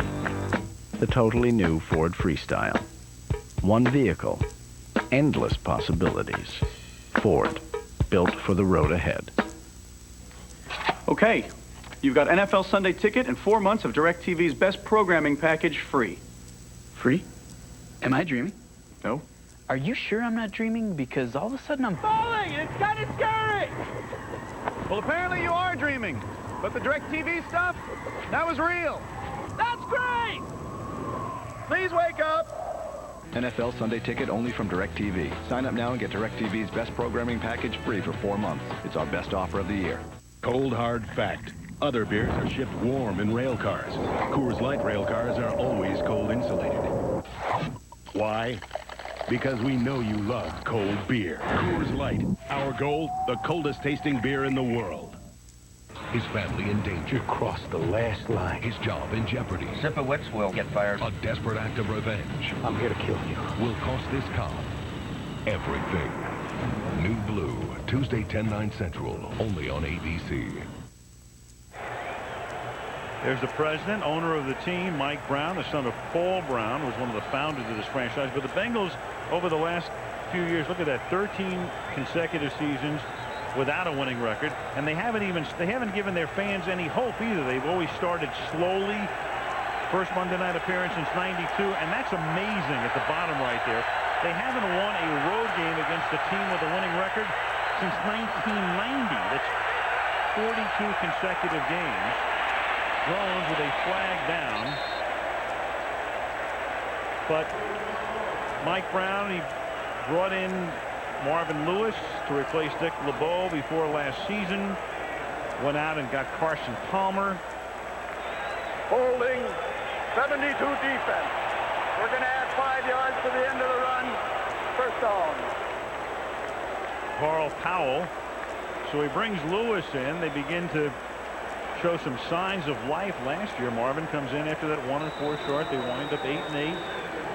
Slow start again this year, but tonight playing very well, and they squandered a couple of opportunities as well, but they still lead 10-0. Right, and I think that's the thing that Mike Brown did, is he's going to do something about it, and Marvin Lewis is at something about it, and Carson Palmer, they believe, is one of those guys that's going to be here and the starting quarterback, and a great one for a long, long time. Thrown.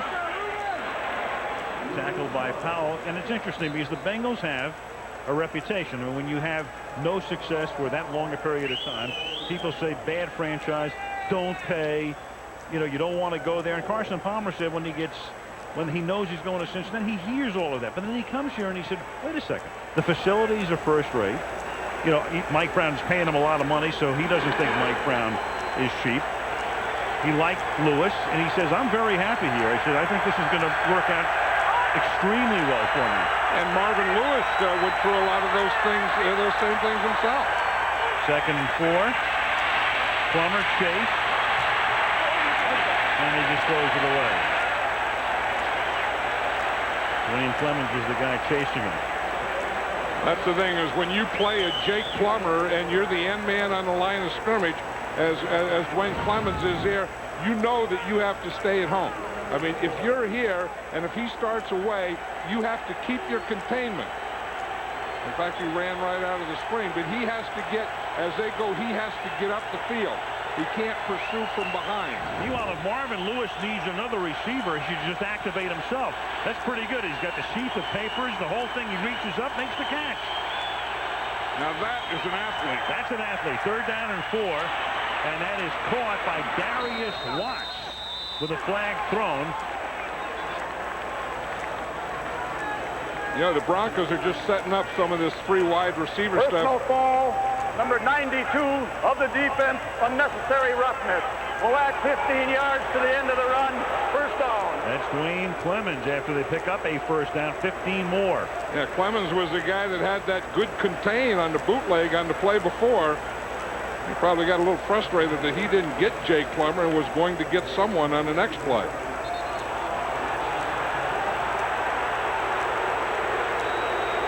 Clemens, former Viking. 1st and 10, now ball at the 20-yard line. Broncos with 145 total yards in the half, but a 0 on the board. Drones. He picks up 5 yards. He works off a Patrick Haight block. And Drones, coming off those 2 spectacular games, has now carried the ball 13 times for 52 yards, exactly 4 yards per carry. And you know what they're doing here, and Mike Shanahan talked about this. They want to go 3 wide receivers on early downs, get them to play nickel or 5 defensive backs, and then run the ball to Drones. And that's the sixth time that they've done it so far. Run out of 3 wide receivers against nickel defense. Well, here's 3 wide again on 2nd down and 5. Quick flip. Caught out in the flat by Darius Watts, and he's tackled by James. 2 yards shy of the first down. Key 3rd down coming up here with 3 minutes to go in the half.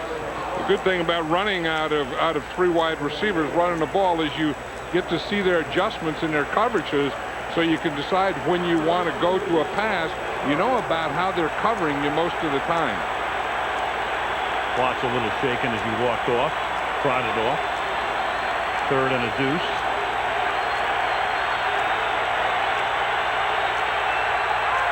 From the 12. They let Jones do it, and he does it. And he takes it inside the 5, and the Sudden Star picks up a first down. It'll be 1st and goal after a 9-yard gain. And very quietly but effectively, Jones has a 61-yard first half at this point. And he's keeping it play side, and this is just taking the ball downhill. You see the zone blocking to the right. He just takes it. He just runs off those blocks. As he says, not a lot of moves. He gets the ball downhill, no moves, runs straight ahead, and tries to find someone to run over. Those guys he's going to run over, they're getting down now. 2-minute warning. Cincinnati 10, Denver nothing. On November 12th. What are you doing in my house, Agent Lloyd? The Napoleon Diamond. It's the only one you haven't stolen. Allegedly. It's okay to be happy to see me. From the director of Rush Hour and Red Dragon. I want you to steal me that diamond. I'm not a criminal. Right. Neither am I. Comes the biggest heist yet. Let's do this.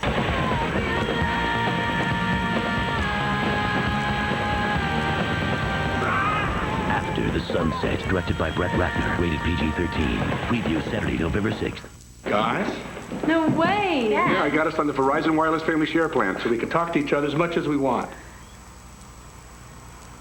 And it's got in, so you can talk to your friends all you want to. Really? Awesome. Hey, group hug.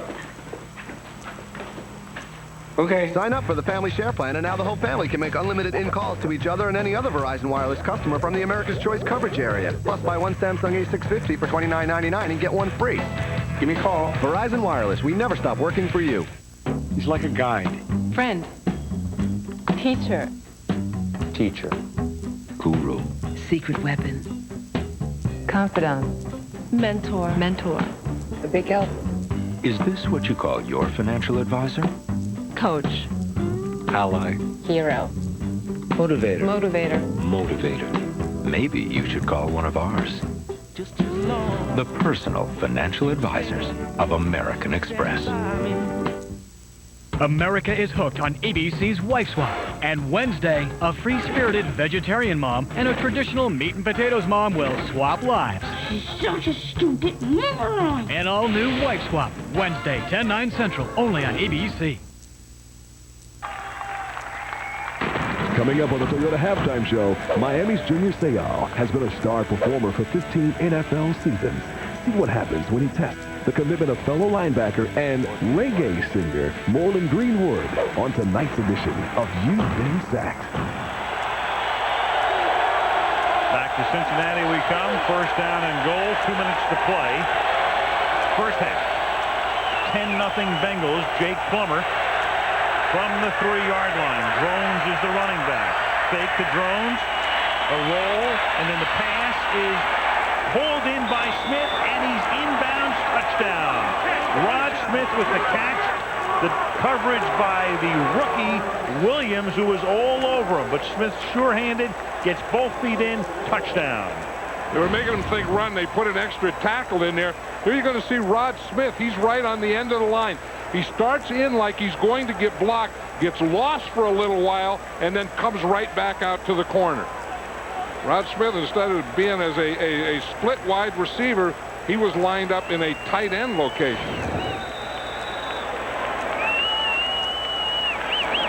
28 minutes and change into the game. The Broncos finally get on the scoreboard. Elam for the point after. And with 1:53 to play in the opening half, Cincinnati is now up by 3. And Monday Night Football from the Queen City is being brought to you by Southwest Airlines, proud sponsor of the NFL and official airline of Super Bowl 39, the new Ford 500 built for the road ahead. The coldest tasting beer in the world, Coors Light, the official beer sponsor of the NFL. And Snickers, home of the weekly Hungriest Player Award. Bengals played at Riverfront Stadium for the period between 1970 and 1999. Moved in here in 2000. Champ Bailey's had some first half. What a storyline that was. Gets burned and then atones. All right, the Bengals were going after him, and not only going after him, they're going after him deep. Here we see Chad Johnson makes a little move on him. Champ Bailey falls down. Chad Johnson gets the touchdown. Here, now look, he's backing off. He looks in, then he looks back. He sees the slant, and he jumps it, or he beats Chad Johnson to the point. That was pretty good. He's looking in at Carson Palmer. Then he looks back at Chad Johnson, sees he's running a slant, and then he runs the slant for him. Mike Anor kicking off. 11-yard line. Cliff Russell. Back he comes to the 32-yard line. Loses the ball, but it's, I think, for the moment I thought it was whistle dead, but now let's see. Now you've got a little scrum. I don't even know where the ball is. I think the ball's back here. It is back there, and Cincinnati has it. So Russell lost the ball, but winds up on top of it to retain possession. Another look. He does. Look, it's coming out there out of his right hand. He tries to get it with his left hand. Then he loses it and then brings it back in, it looks like. Sam Brandon is the guy who hit him to jar it loose, but Cincinnati has it at the 32-yard line. The Broncos are hanging in there. I mean, it seems like everything has been going the Bengals' way. I mean, they've had field position, they've had opportunities, and the Broncos just stay there, keep playing, keep playing, keep playing. Palmer with 5 receivers, and that pass was deflected. Kenny Watson was the intended receiver, and it appeared that Kenoy Kennedy got a hand on it. 2nd down and 10. Yeah, and I think what the Bengals did early is coming out and throwing deep against those blitzes. I think that's taken a little off of this Denver defense. I mean, they know, we have to watch out. I mean, they are going to throw the ball deep. They're not just going to try and dink and dunk on it. And the Bengals out of the shotgun. Palmer flanked by 2 backs, and a little shovel pass here to Kenny Watson, and Watson is taken down. And John, you think about it, I mean, here's Cincinnati playing very well, but the lead could be a lot bigger. They had a 4th down at the 5-yard line and couldn't convert early on. They had that Bailey interception. I mean, the Bengals could have 20 or 24 points on the board by now.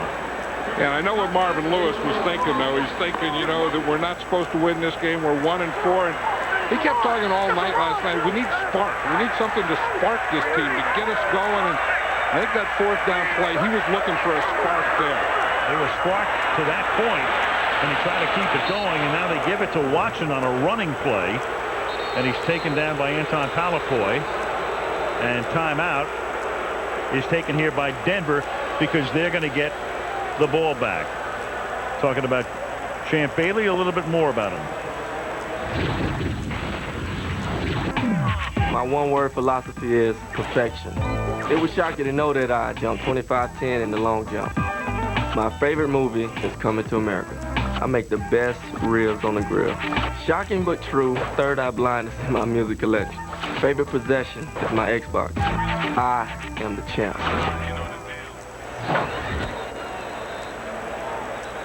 Bailey for Portis, and that was as big a 1-for-1 trade as this league has seen in a long time. Like Larry Coyer was saying that, once you have a cover corner, you can do so many other things with your defense, and indirectly it helps your run because you can bring a safety up. You can have 8 men in the box. You can blitz. You can do those kinds of things that you can't do if you have to protect your corners.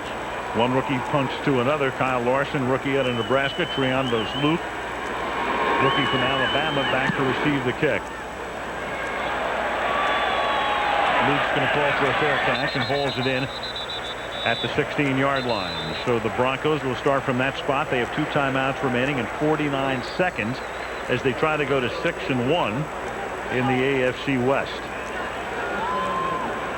This is going to be a big series right here because the Bengals have good field position here if their defense can do something. This is where, you know, you want to put pressure on Jake Plummer. You want to get him to throw you one. You want to get a turnover. Get some momentum changer right here, because if you do, you're going to have great field position. And the Bengals have owned that battle tonight. As you can see, they've been starting near midfield, and the average start for Denver, it's on 13. They start this drive from the 15, and they begin with a draw to Reuben Drones. And Drones, look at him moving the pile, picking up a couple of extra yards, gets it out there to the 24 for a 9-yard gain. And Denver has to take a timeout here. And Reuben Drones has carried the ball now for 70 yards, 15 totes. And one thing, if I were defending Reuben Drones, I would never give him a soft middle. I mean, I think that anytime, he's not going to run to the outside. He's not going to be a speed guy going out there, but you better protect that inside. You better not have a soft middle, and the Bengals were soft in the middle. Watch this right here. You see, you get here, you get this tackle playing out, the Mike is playing off, and they give him the soft middle right there. And I don't know when you have a Reuben Drones back there that you ever give him that kind of a middle. Well, nobody wants a soft middle. I mean, you want a 6-pack. You don't want a soft middle. Well, yeah, but you know what you're doing. The reason they gave him a soft middle is because they're playing pass. I mean, you know, the Mike is back. He's worried about getting into pass defense. The defensive line is trying to rush the passer, and sometimes that will equate to soft middle. Soft middle is just not a good combination in anything in life. 2nd down and 1 from the 24-yard line. Here's Drones, who loses the ball. The Bengals have it at the 39-yard line. Medial Williams is able to recover it. So Drones fighting for that extra yardage. And Reuben on his way to what he had hoped would be a 1st down. Loses the football, and Cincinnati will have it at the end here. And the Bengals have all 3 of their timeouts. It was Brian Simmons, number 56, that comes in and strips it. You're going to see him right there. You see Gravel with his left hand, and as Drones is starting to spin, Brian Simmons, it just spins the ball right out of his hands. See there, he starts to spin. Now watch him start to spin. Simmons starts to spin as Drones spins. First career fumble. He's handled the ball a little bit more than 200 times. And this one will go against Cincinnati. Start. 89 offense. 5-yard penalty. Still 1st down.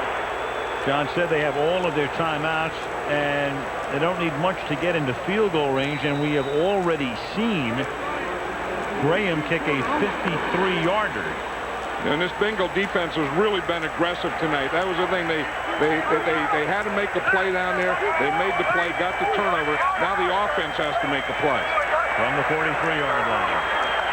Palmer over the middle. That is caught. That'll be a 1st down, and an immediate timeout will be called by Cincinnati as Kelly Washington, 2nd-year receiver out of Tennessee, makes the catch. You know, and that's a great thing about saving all your timeouts for the end of the half and the end of the game. You can do these kinds of things. You can throw the ball to the inside. You don't have to worry about running up there and spike it. You can, as you just called, you can take an immediate timeout. Good pass protection, good pass by Carson Palmer. And then call the timeout right now. Or right now. Right now. That's what I meant. Play only took 7 seconds. They have 2 timeouts. They're already in field goal range for Graham. And Palmer tonight is 6 out of 10 for 131 yards and 116 yards receiving for Chad Johnson on 4 catches. And I would think the way the Denver Broncos have been playing defense tonight, that these are going to be blitz-type situations for him. Looking to his left, throwing, and that's going to take it inside the 15. P.J. Hushmanzada makes the catch, and timeout taken here with 14 seconds, and they still have 1 remaining. And another great example of having your timeouts. Now I think you want to throw the ball to the end zone now. I mean, you still have 1 timeout for your field goal, so you don't have to throw it in the end zone. And the good thing about it, the receiver, Hushmanzada, when he catches the ball here, he doesn't have to worry about getting out of bounds again because you have timeout.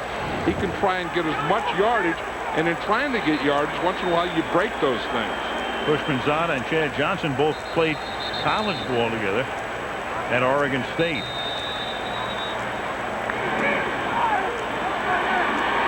Ball at the 14.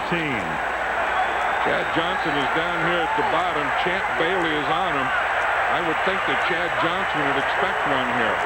Instead, Palmer looks the other way, and that is knocked away in the end zone. Willie Middlebrooks with the coverage on Kelly Washington. So he has Chad to the left, goes immediately to the right. You've got 9 seconds and 2nd down and 10. Yeah, and I think you take another shot to the end zone.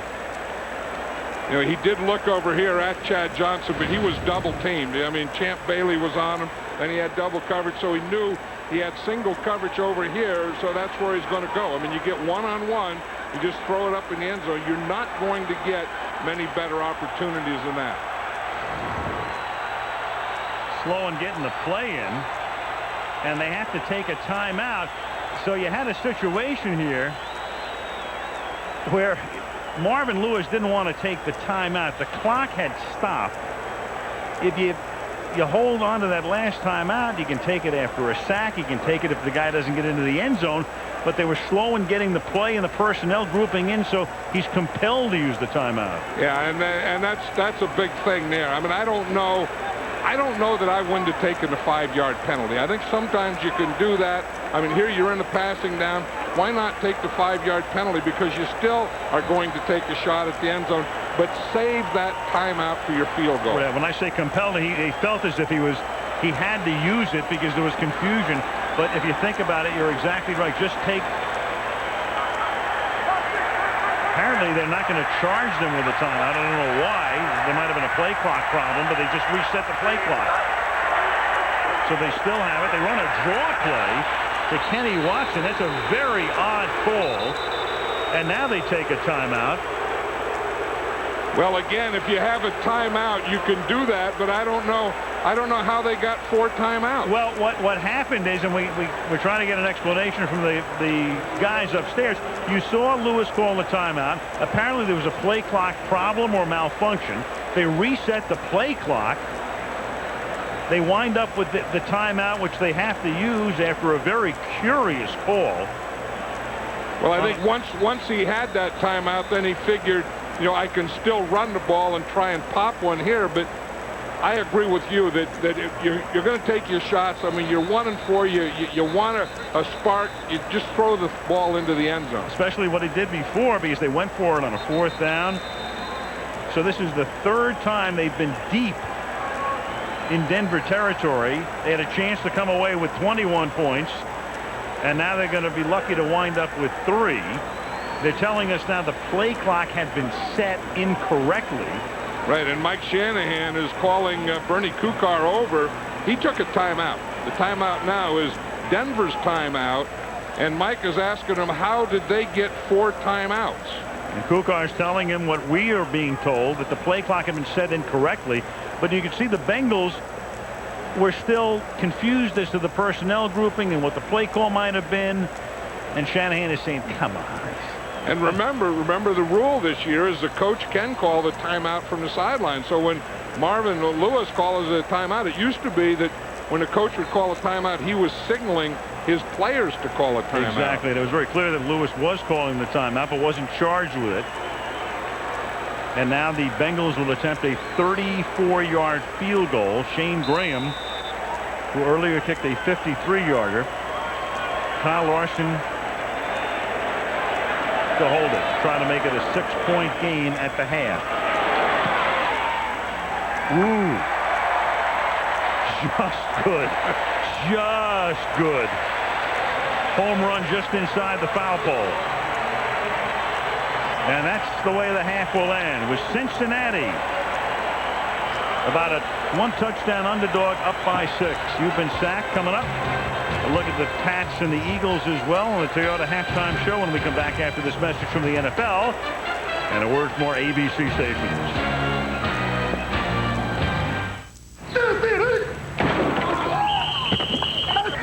Let's just go.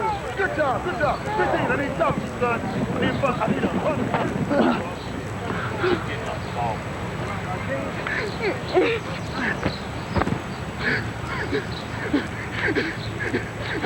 There's an easier way to get the gear the pros wear. Just call 877-NFL-SHOP. For a free team catalog, go to NFL Shop on NFL.com or call 877-NFL-SHOP.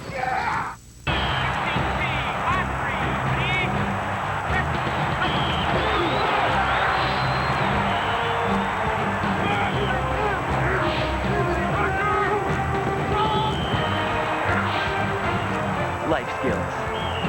Collect them all.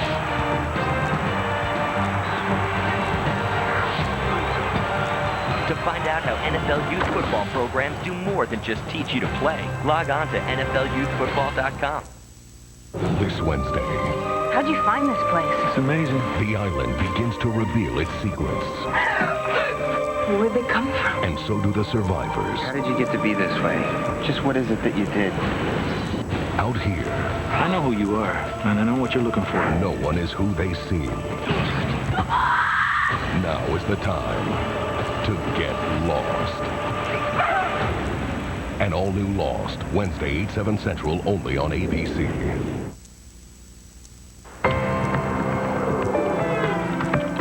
Life. It's just one now after another. Now is why Cablevision built Optimum, the most astonishing digital network in the nation. IO Interactive Optimum. Optimum Online super high-speed internet. Optimum Voice flat rate unlimited calling. Everything you ever wanted to see, hear, and say at the speed of, well, now. Welcome to now. Welcome to Optimum. Right now we have to get to our traffic report. Let's do that. How about that traffic?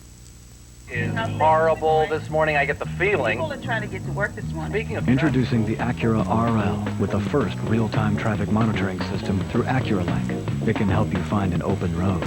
And with 300 horsepower and the world's most advanced all-wheel drive, it knows what to do when it gets there. We're really trying to get you the traffic. Oh, you know what? My mother forced me to take that in. The all-new Acura RL. The threat that stopped a high school football contest, cops take the field after the game.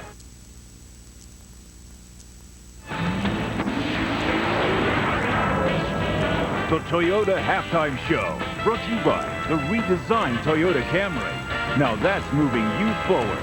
Here now, Al Michaels.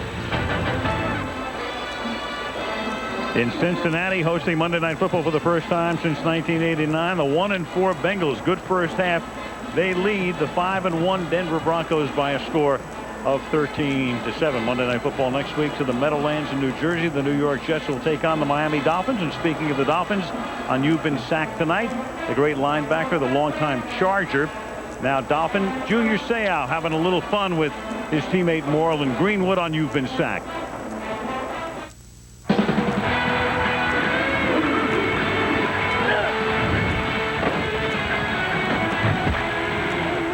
Hello, America. My name is Junior Seau with the Miami Dolphins. And today, I'm going to sack my best friend and teammate, Moreland Greenwood. Okay, here's the game plan. Moreland Greenwood thinks he's doing an interview with a British music magazine. Now you see, one of Moreland's passions is singing reggae music. The fake reporter tells Moreland he just finished speaking to Junior Seau, who says music is hindering Moreland's game. Watch as Moreland's loyalty to his teammate is tested. Then Junior Seau will swoop in and make the sack. Check it out. Mr. Greenwood. Hey, how are you? How you doing? Shall we sit? Today we're going to talk about football. More importantly, we're also going to talk about your music. Okay. How did you first figure out that you wanted to do music? Well, I've been writing songs since I've been in high school. And I went on to college, and I kept on writing songs. I used to sing to my teammates. It was more of like a fun thing. And then my rookie year... Tell him pull up a shirt. Got to ask you one thing. I saw this picture with your abdomen. Throw a flex like you had on you. Look at this six-pack. That's not a six-pack. It's like a 12-pack. Can you stand up? Yes. Throw me and give me the arm in there. Show the bicep. Give us the bicep. Here it comes. It's coming. Want a bicep too? He did it. Got a little surprise. Yeah. For you. Check this out. That's the first song I did. Yeah. Said I wanna blow the skylines out of proportion. Want to be the man. Oh, no, more. I'm gonna blow the skylines out of proportion. You need to understand. Sing it, Moreland. Get cool, but is what is. Wow. Now, I just interviewed Mr. Sayal. He was talking about the fact that he and your other mate, Mr. Thomas, have both been to the Pro Bowl, and you haven't. Why do you think that is? I think it's all about getting the opportunities. Mr. Sayal said that your music was more of a vanity project. It's not really like a vanity thing. Mr. Sayal said to me that your playbook perhaps may not be fully memorized because you're busy working on writing lyrics. No, it's not like that. But this is what Mr. Sayal told me. I don't think Junior said all these things. Has he mentioned any of this to you directly about your music interfering with your ability? I am telling you, the music is definitely not interfering with the football. Go with the 12 Pro Bowls. He hates that. I've got a 12-time Pro Bowler, Mr. Sayal. Mr. Sayal. telling me that this bloke is concentrating on music. I came in here at the end, and what did Junior say about me? He said, Marlon is a great player.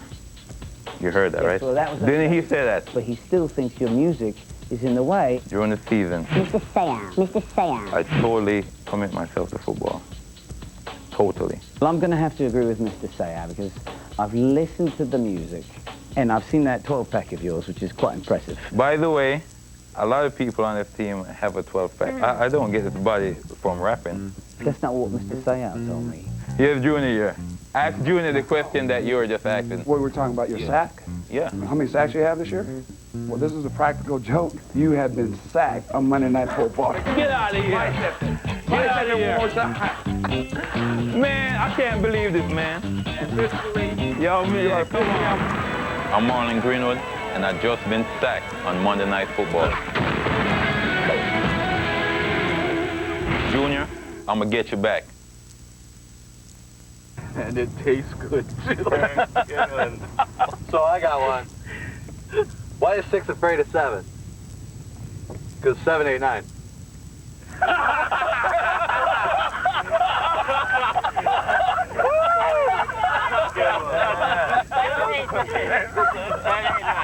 Good one, Bob. Very good, sir. More style, more status. The redesigned Camry SE. Now that's moving you forward. Hello? AB's Scream presents A Tuesday of Terror. Be prepared to die laughing with a ghoulicious Charlie Brown. A fantastic George Lopez. Got it, got it, got it, got it, got it. A sensational Jim. I'm Cinderella. And a Frank-tabulous Rodney. It's a night of comedy with tricks and treats. I couldn't get home fast enough. Halloween, baby! Tuesday starting at 8/7 Central, only on AB Scream. Week 7 coming to an end. 2 unbeaten teams. What a game in Cleveland yesterday. Terrell Owens, a couple of touchdown catches. David Akers, an overtime 50-yard field goal. Philly wins. Eagles are 6-0. And in Foxborough, here was Tom Brady out of the pocket, throwing, hitting David Patton for the go-ahead score. Rodney Harrison breaks up that pass near the end. Bill Belichick's team has now won 21 in a row, including postseason. Upcoming games on Monday night, Eagles against the Cowboys in Dallas, November 15th, and then the Patriots visit Kansas City on November 22nd, both Monday night games. Meanwhile, back we come to Cincinnati for the second half, where the Bengals lead the Broncos 13-7. Oh, you don't have to do that. No, Mr. Hugenacker, I insist. Take that back for you there, Mr. Hugenacker. Oh, no, I can manage. Are you sure? Hello, Mr. Hugenacker. Come back and see us real soon. It's a pleasure having you, Mr. Hugenacker. Well, thank you very much. Thank you very much. Bogey, my man, your car is ready. Hope you had a good... Mr. Hugenacker. More style, more class. The redesigned Camry SE. Now that's moving you forward.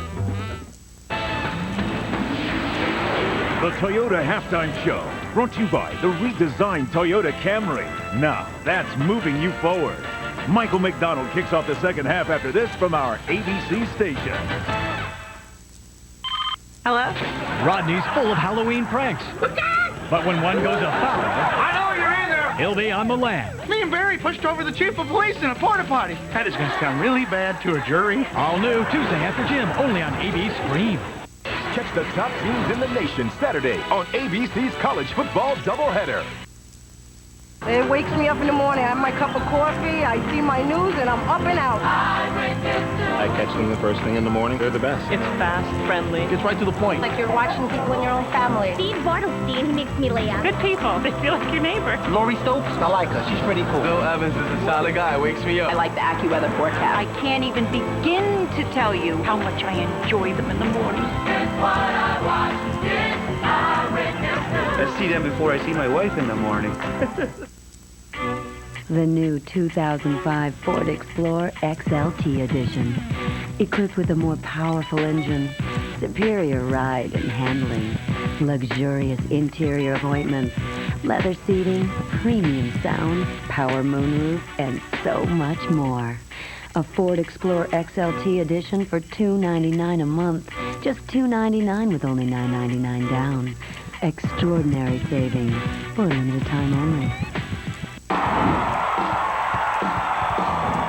The radio home of the New York Jets, the New York Knicks, and New York Rangers. New York Sports Radio all day, all night. 1050 ESPN Radio. This is your wake-up call. USA Today calls Saw a true stroke of genius, as exciting as Seven and Silence of the Lambs. I see you. Destined to join the Horror Hall of Fame. Saw. Rated R. In theaters everywhere Friday.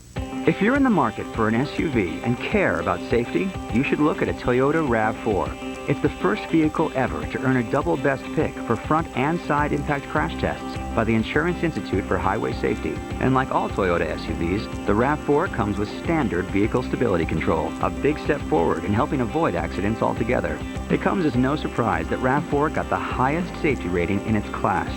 So see your Toyota dealer. With 17 models to choose from, there must be a Toyota perfect for you. Using the election to steal your identity. What to watch for. When you're alone and about to give up, 'cause your back just ain't good enough, and you feel the world has grown cold, darling, come on down, reach out for me.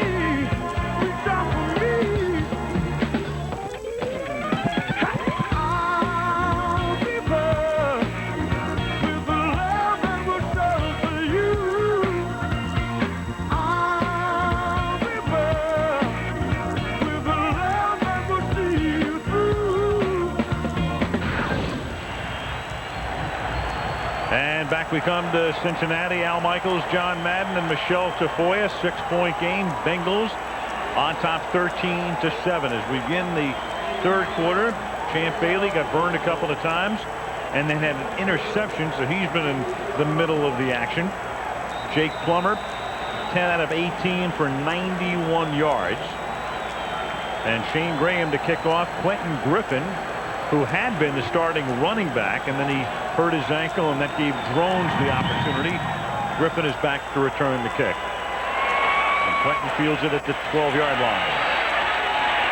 And gets taken down. That's a nice special teams play by Reggie Miles at the 24-yard line. Griffin is still down, and here's Michelle.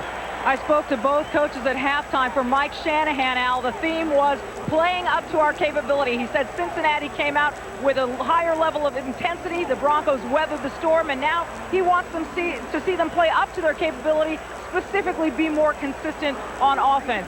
For Marvin Lewis, the theme was let's get back to basics. He wants to see his offensive running game getting going, and he also wants his defense to tackle better. Al, he does not want to see his defense give up a big play over their heads.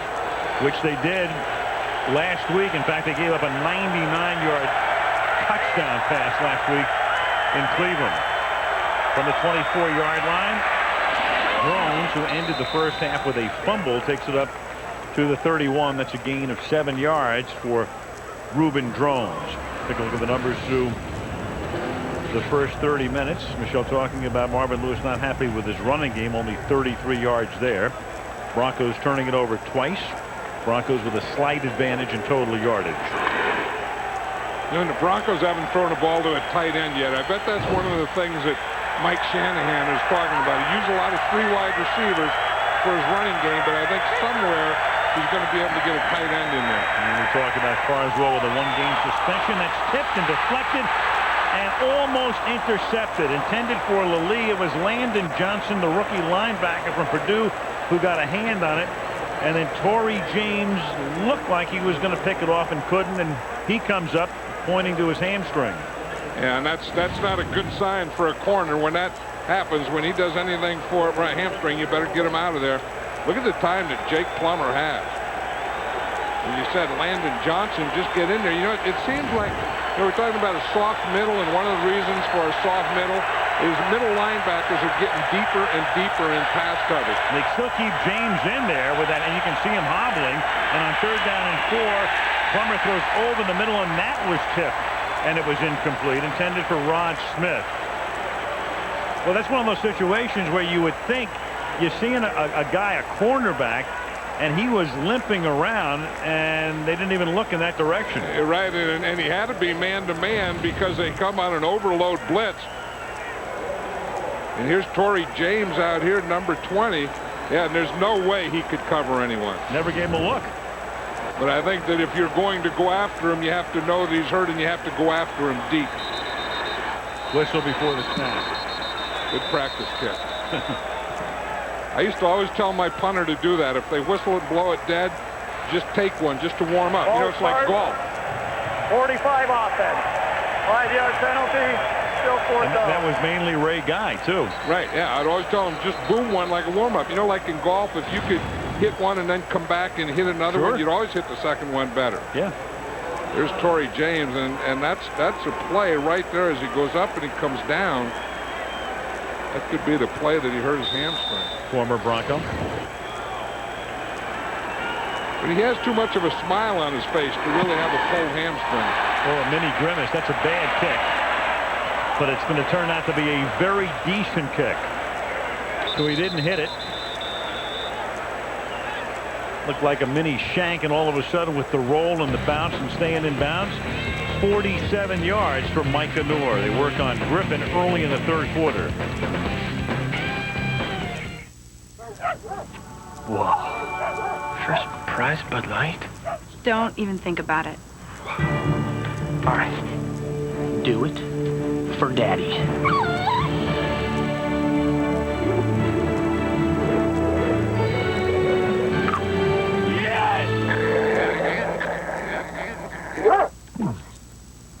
Fresh, smooth, real Bud Light. I love that dog. It's all here. With faster acceleration than a BMW 325xi and an Audi TT, the all-new Hemi-powered Jeep Grand Cherokee conquers the road like a sports car. And with our exclusive Quadra-Drive 2 4-wheel drive system, it conquers everything else like a legendary Jeep 4x4. See why America can't get enough of ABC Wednesday with an all-new Bachelor full of love, passion, romance, jealousy. This one's going to live up to every word. I didn't ask you about your date. Game is on. Then get hooked on an all-new wife swap as a free-spirited vegetarian mom and a traditional meat and potatoes housewife swap lives. Such a stupid moron. It's all new, starting Wednesday, 9/8 Central, only on ABC. That is a suspension bridge which crosses the Ohio River, connecting Ohio and Kentucky, and it's called Suspension Bridge. It actually was provided the blueprint for the Brooklyn Bridge, and now you back off here and you look at beautiful downtown Cincinnati, lit up tonight for Monday Night Football.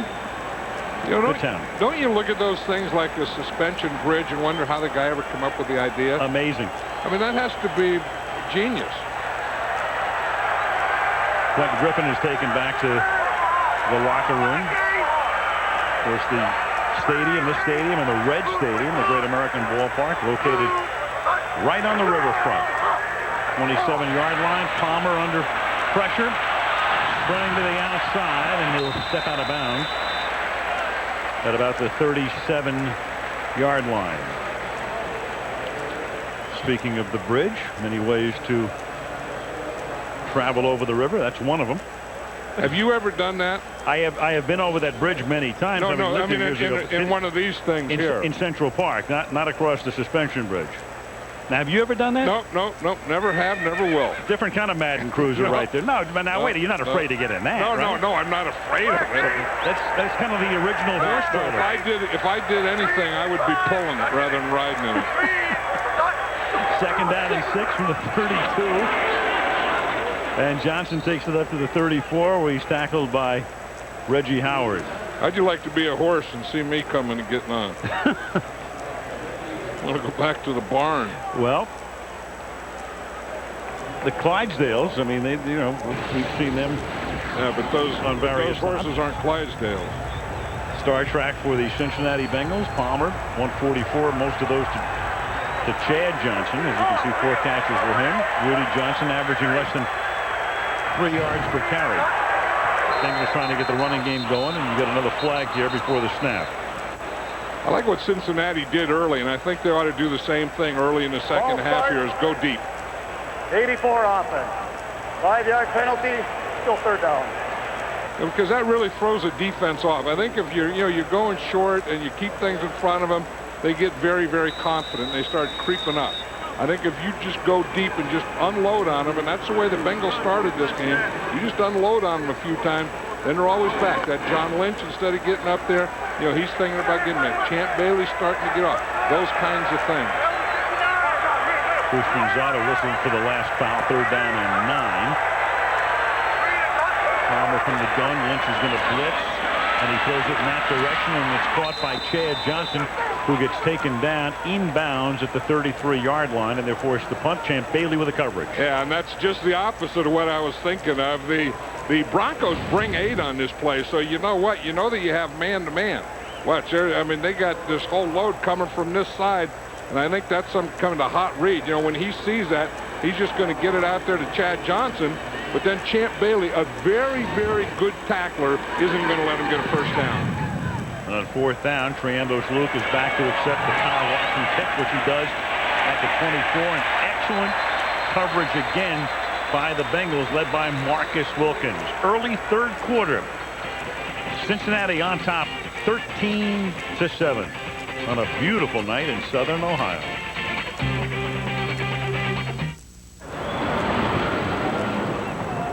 Joe Cam.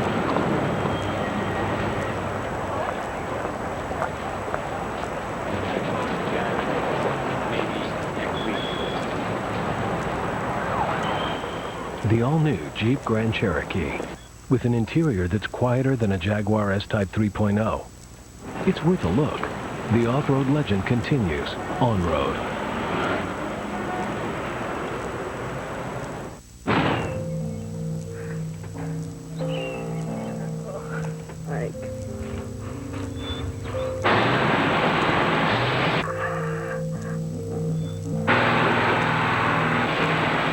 If your friend was in trouble, you'd help him, wouldn't you? If a friend has a problem with drugs or drinking, he needs your help too. It's kind of like an airbag. Airbag? Same at the airport, check an email. I drop my ThinkPad. It senses the drop. Hard drive braces for impact. Like an airbag. So if I dropped it, it would just... Brace for impact. Oh, yeah?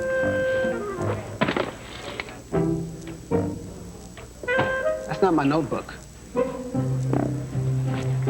Check, please. Klutz-proof wireless, only on a ThinkPad, with Intel Centrino mobile technology.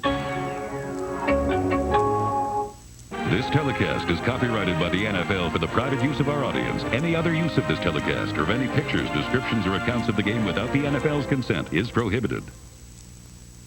ABC's Monday Night Football brought to you by Bud Light. Fresh, smooth, real, it's all here. Jeep trail-rated capability. Don't go off-road without it.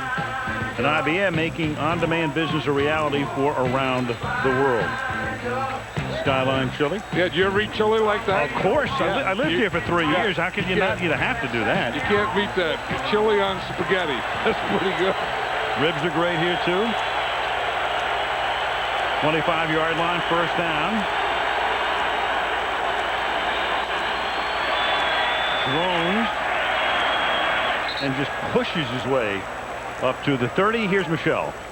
Al, Bengals defensive tackle Tony Williams is out for the season. Remember, he got injured in the first half, that left ankle. It is a fractured dislocation of his left ankle. He's scheduled for surgery Wednesday, but out for the season. As for Denver, Quentin Griffin, a right knee sprayed.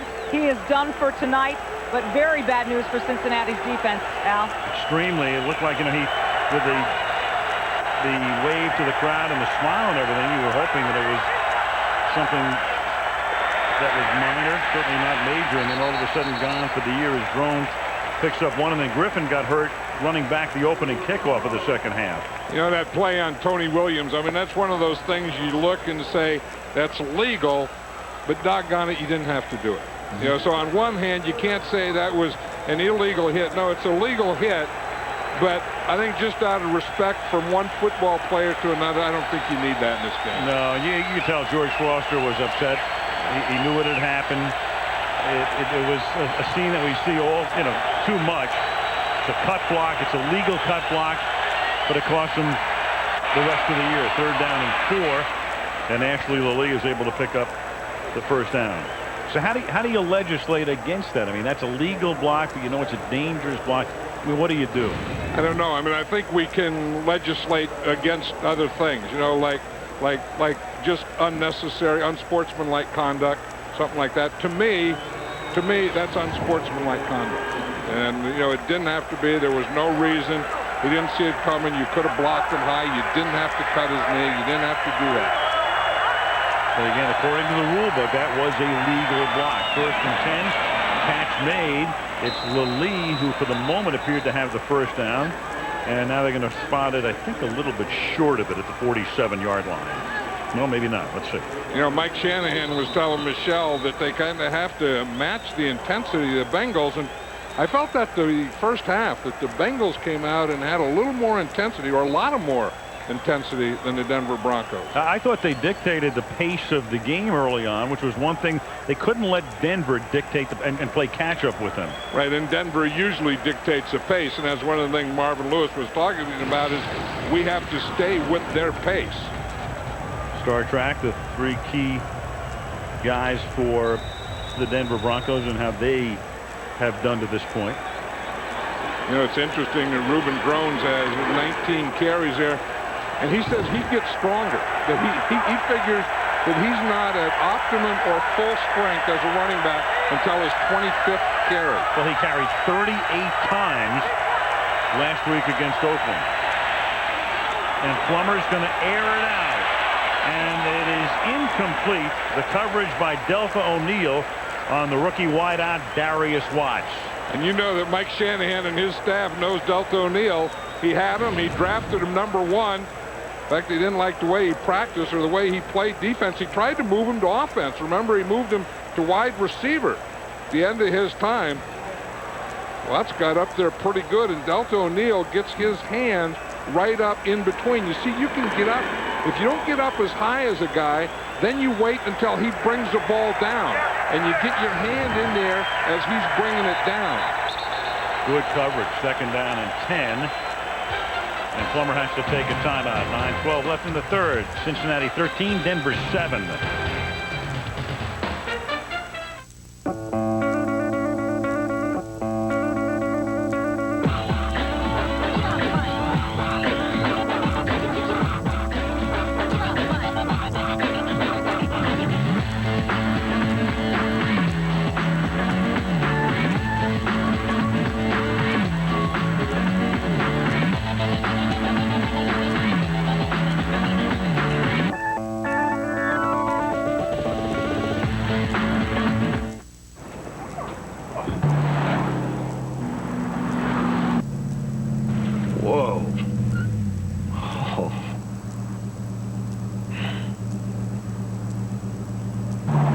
all-new Dodge Dakota. Nice, yeah. With the only V8 in its class. This is gonna look great in our bedroom. You are such an And the most overall interior room. wonderful man.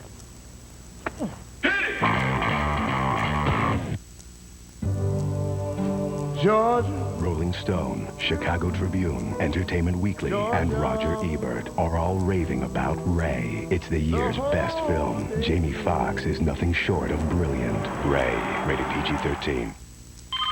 Hello? AB Scream presents A Tuesday of Terror. Be prepared to die laughing with a ghoulicious Charlie Brown. A fantastic George Lopez. Got it. A sensational Jim. I'm Cinderella.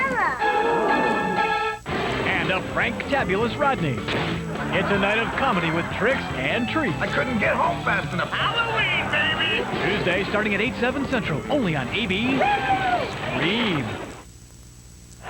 Aerial coverage provided by Goodyear. You see Paul Brown Stadium, and right here is where the Reds play, the Great American Ballpark.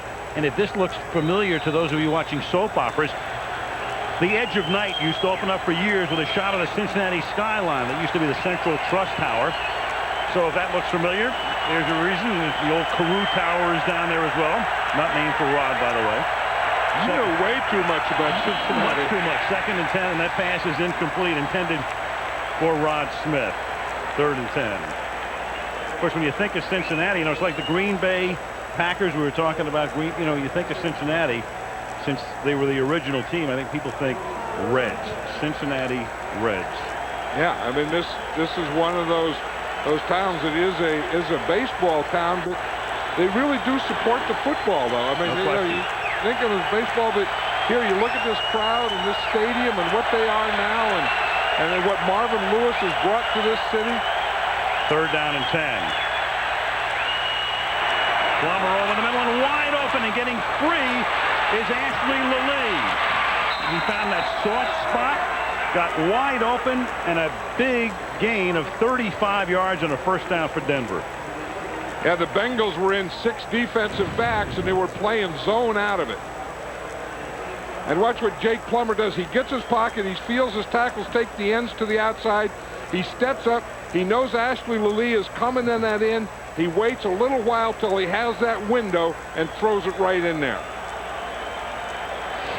But when you play a zone, you better get some bumps. You better reroute some guys. From the 19-yard line on 1st down. Back to the ground. It drones. And he can barely get out of the backfield on his 20th carry of the night. He's averaging close to 4.5 per carry. Since '99, take a look at this. Guys with back-to-back games of 175 or more rushing yards. Ricky Williams and Marshall Faulk have done it. That would be no surprise. But take a look at this. The Broncos have 3 guys who've done it. Olandis Gary in '99, Mike Anderson in 2000, and Reuben Drones. So we talked about that system. You look at those 3 guys and you say, well, where's Terrell Davis and where's Clinton Portis? You have 3 other guys in there. And that's caught by Rod Smith, and he is taken out of bounds at about the 10-yard line. You know, one of the things that Reuben Drones was talking about is moving from fullback to tailback. You know the reads of the fullback, and so that helps you. You know that where you go as a blocker is where you run behind as a tailback. He's a yard shy. It's 3rd down and 1 now from the 10-yard line. I think he has 2 things here. He either runs Reuben Drones or he keeps on a bootleg himself, because these are the types of plays that Jake Plummer is very, very effective at running and having an option, or if he doesn't like it, calling a timeout. Yeah, but they're not effective at timeout utilization, because that leaves them with 1 over the last 22 minutes of the game. Shanahan says, oh, man. Wish I could go to California. Why don't you? Can't leave all this. Thank you.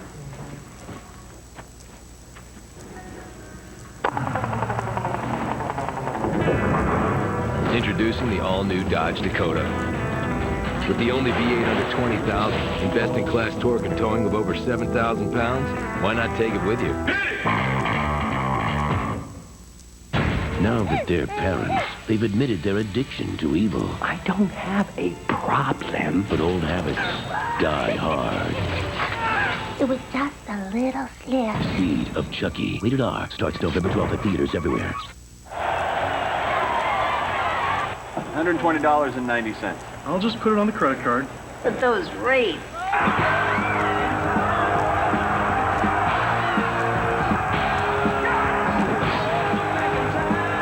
Don't worry. I'll just put it on our Capital One Prime Lock card.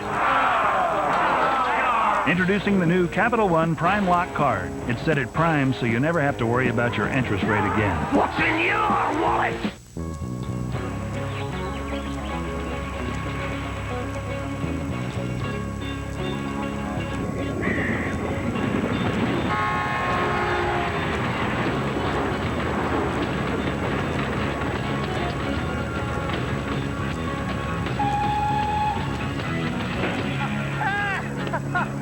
Competition. Bad for them. Great for you. Finally, a new choice in domestic shipping. DHL. I didn't see that coming. We are halfway through the third quarter and a big play coming up here. 3rd down and 1 after the timeout at the 10-yard line for the Denver Broncos. Jones is the running back. Jones gets the ball and Jones gets stopped in his tracks. Some big 3rd down plays by both defensive units tonight. If they are really playing that run, this Bengal defense, one thing you have to do is in short yardage, you have to get penetration. Watch the penetration that they get on this side. They get penetration. They're playing on the Broncos side of the line of scrimmage. When you get that many guys on this side of the line of scrimmage, this is going to happen. Elam for a 29-yard field goal after Landon Johnson was the key guy on that last stop, a rookie. And the kick is good. So it's a 3-point game with 6:48 left in the third quarter. 13-10 Bengals.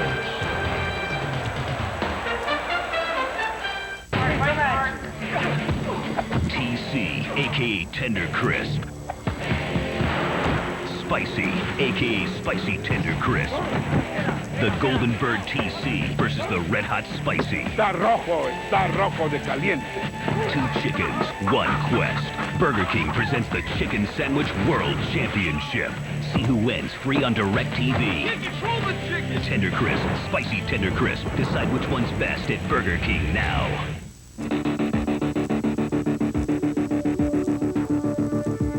Why do we hand-pick only the finest barley and the most exceptional hops in the world? Because you hand-pick your beer. The perfectly balanced, pure, clean taste you won't find anywhere else. This is Budweiser. This is beer. Every week, more and more people are coming to ABC Sunday Mama Feliz. So you think she's cheating on you? I think so. I'll take care of it. and watching America's favorite new show. Maybe it's time that we look into homeschooling. It's what everyone is talking about. You're a woman. Manipulate them. That's what we do. It's never too late to get the dirty laundry. The marriage counseling might not work out. You need to get used to bad cooking. An all-new Desperate Housewives this Sunday, 9/8 Central, only on ABC. The Miami Dolphins against the New York Jets. That's the attraction next week on Monday Night Football. Herman Edwards doing a great job with the Jets. Lost their first game of the season yesterday in a battle of unbeatens as the Patriots advanced to 6-0, and Miami got off the schneid against St. Louis, shocking the Rams at home. The Rams played so well 2 weeks in a row. I mean, they get that comeback against Seattle last week on Monday night. They looked real good, and think, how can Miami beat them? Well, that's the NFL. That's the NFL every week. Go figure. Go figure this one thus far. Sure. Bengals have never trailed. Norris kick, 9-yard line. Kenny Watson. A pass the 30 to 33-yard line. Hey, when did you start that talking from your stomach? You explain. I still don't understand. When did you start doing that? Well, and a pitch to bench. Change hit in the air to deep right field. That goes to Minty. 1-1 pitch to McRae. In the dirt, it's a wild pitch. Here comes Foster. The Reds win the pennant. Bob Moose throws a wild pitch, and the Reds have won the National League pennant. You know, that's Sparky Anderson managing the Reds in the early 70s. All I got to tell you is, how'd you like my barber in those years? No, the barber was fine because that was a style, but the speaking from the stomach. Remember you were talking to John Gruden on how you do. I don't know that you were doing that then. I think it's not when the Reds won the pennant in '72. No, because in those years, not only did the team go to the World Series, but if you were the local announcer, you got to do the World Series on national television. That's why you were so excited. That's why I was down there pouring champagne in the clubhouse. Bench hits a game-tying home run in the 9th inning, and Bob Moose throws a wild pitch, and the Reds go on to face the A's in the World Series. That's knocked down by D.J. Williams. It'll be 3rd down and 13. But, you know, we were talking before about the tradition in this city, and they love the Bengals. But, remember, the Reds got a 100-year head start on the Bengals because the Reds were formed back in 1869, and the Bengals came in 1968 as an American Football League expansion team. We were in the battle of the super teams. It was us, the Minnesota Vikings, the Cincinnati Reds, and the Yankees. Old ABC made for TV event. 3rd and 13, and Kenny Watson takes the screen pass and can only get it up to the 38-yard line, and they're forced to punt. But remember, the Bengals came in, and Paul Brown founded the team. He was one of the owners of the team, coached the team after Paul had, had a Hall of Fame career, obviously, as the head coach of the Cleveland Browns. And Paul, of course, passed away a number of years ago. You know, Paul Brown was a great coach. I mean, he was one of the all-time great coaches, and there's so many things that he started that everyone's doing now, like, calling the plays from the side. A playbook. He was the first coach that ever had a playbook. Meetings. He was the first coach that ever had meetings. A full-time coaching staff. Paul Brown, one of the all-time greats. I mean, he's up there with, George Halas, Curly Lambeau, and all of the rest.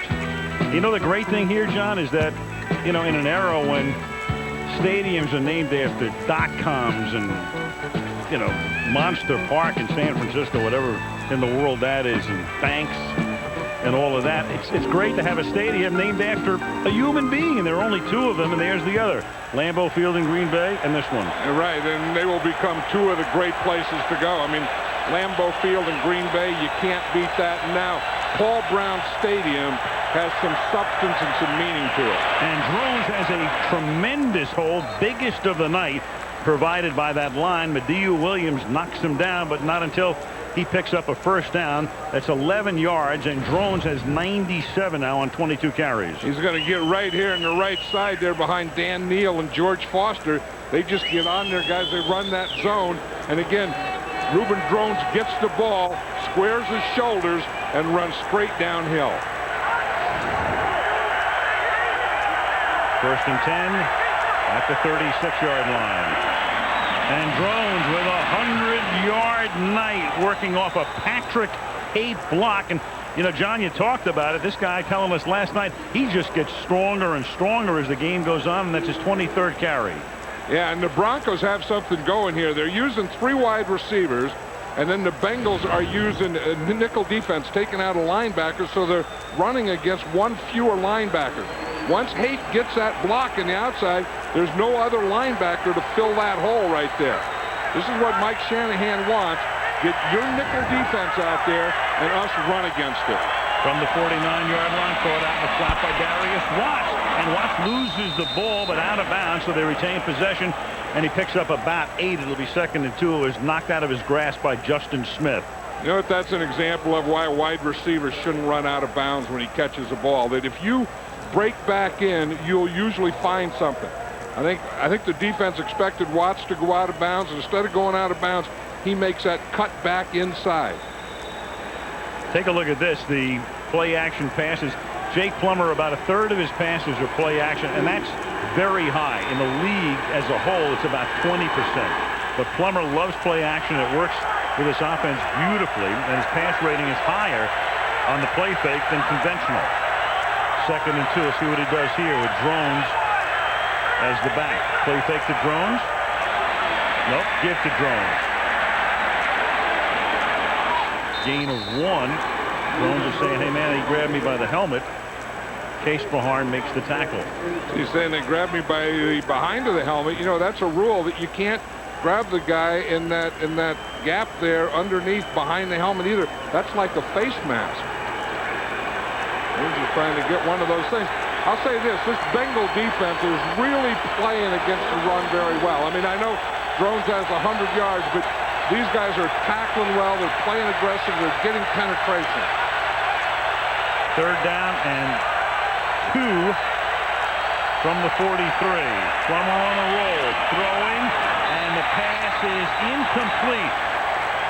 Ashley Lally had to stop. It looked like it was a little underthrown and go down, and couldn't hold on to it. O'Neal with the coverage. It's 4th down. I think that's one of the things Jake Plummer is trying to do, is put that ball down. And Ashley Lally has to come back for it. Sometimes you'll do that. He's coming out here rolling, and you see tight coverage. You bring your guy back.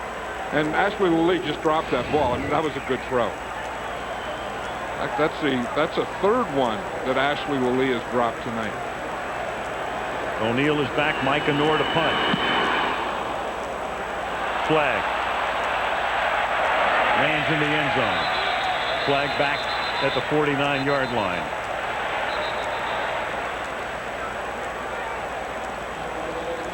I don't know if that's against the Broncos. I think I would turn it down and just take the ball on the 20-yard line. Well, it was 4th down and 2.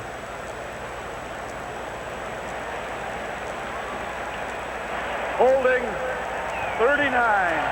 That penalty is declined. Yep. 1st down, Cincinnati. That's what they'll do. It's Kyle Johnson with a hold. Let's go to Michelle. Guys, Chad Johnson's had a big first half so far. 5 catches, a touchdown included. As a kid, he always wanted to drive souped-up cars. And now he's living his childhood dream. He's got a 1971 Chevy Caprice Classic. He calls it Piglet because the colors remind him of Winnie the Pooh's cartoon friend. There's pink with baby blue mixed in. It's kind of a Tums color more than a Pepto-Bismol color. He loves it. He says not many people can pull off pink cars. Do you think he was a fan of the Pink Panther? He had to be, as he makes the catch here on cue. I think Chad Johnson just wants to be unique and different, and he is. Single season record for receiving yards last season. You know what he does well? He has good speed, but he has very good quickness. He doesn't have to slow down to make breaks. 2nd and 4 from the 26.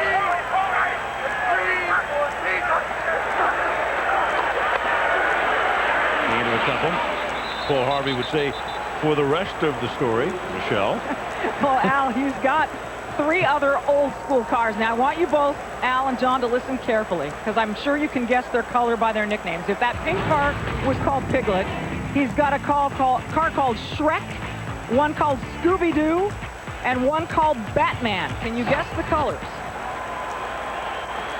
Shrek, Scooby-Doo, and Batman. I don't think we're going to pass this test, John. Green for Shrek, I think. 3rd down and 3. And that is intended for Johnson. And somehow he comes up with it. What a catch. You know, I just figured out that Batmobile has to be black. Yep. Maybe we'll put a color on that catch. I'll tell you, this is against Champ Bailey again. Champ Bailey in man coverage. That time he's not looking to the quarterback. He's just watching Chad Johnson. Chad Johnson pushes him by him a little and then comes up with the ball. Or down with the ball. Or up with the ball, then brings it down. Got away with a nice little push off on Bailey there as he collects his 7th catch of the night, 149 receiving yards. The ball is at the 50-yard line. Palmer, great protection. And it's caught, 13-yard gain. That time it's Reggie Kelly, the tight end. You know, I think we're seeing Carson Palmer's coming out party here tonight as an NFL quarterback. He started out, he was pretty good in preseason and not bad early in the season. Then he kind of settled down into mediocrity, and he was struggling a little. But tonight he came out, and he looks very confident, throwing the ball very well. But I'll tell you what, pass protection like that really helps. When you have that kind of time, and you can use that kind of vision. Put that pass in there just perfectly from the 36-yard line. Rudy Johnson is free. He's inside the 20, inside the 10. Touchdown, Cincinnati.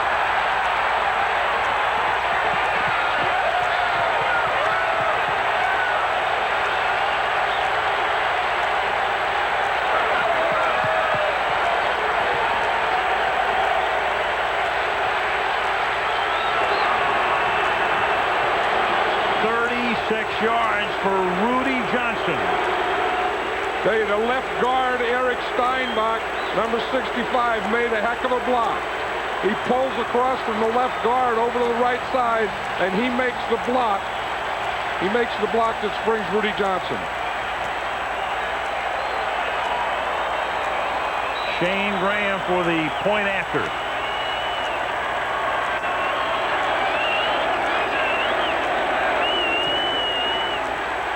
And the Bengals are up by 10.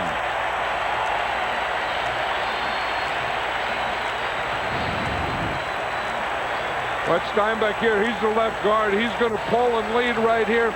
Rudy Johnson is going to get right in behind him.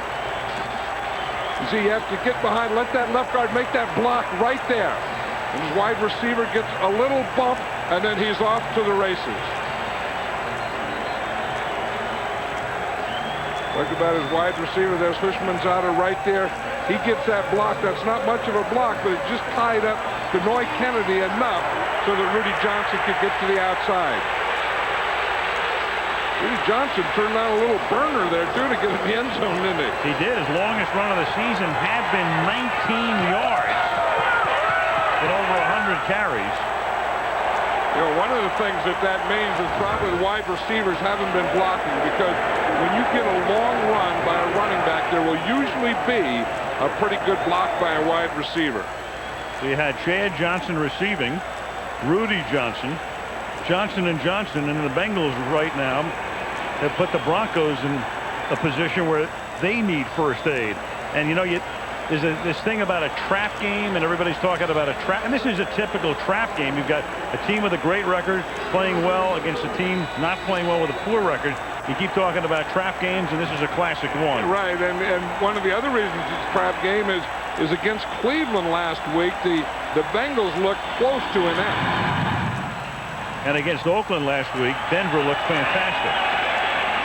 Leandros Luke from the 12-yard line back to the 30. And the folks here, 65,000, loving it Monday night in Cincinnati for the first time in 15 years. And the hometown team is up 20-10 after 3. Monday Night Football resumes after this message from our ABC stations.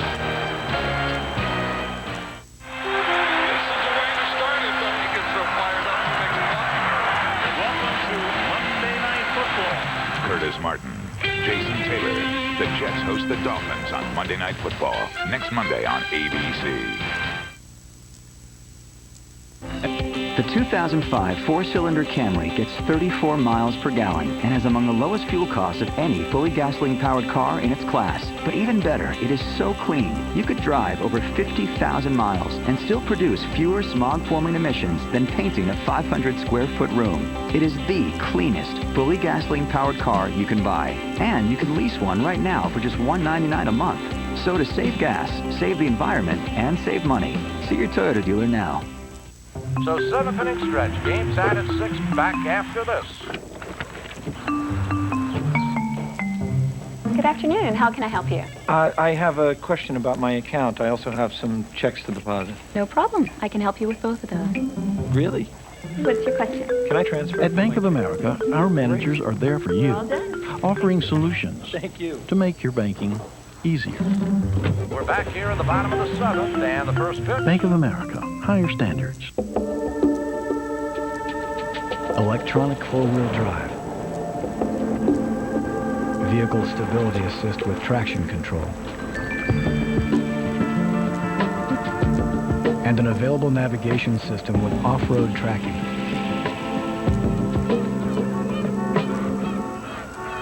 The 265 horsepower Acura MDX. Its heart's in the right place, even if you're not. The threat that stopped a high school football contest, cops take the field after the game. In Cincinnati, Al Michaels, John Madden, and Michelle Tafoya. We start the fourth quarter. The Bengals about a touchdown underdog tonight, on top by 10, and the Broncos will have to come from behind. Jake Palmer with a screen pass here to start the fourth quarter.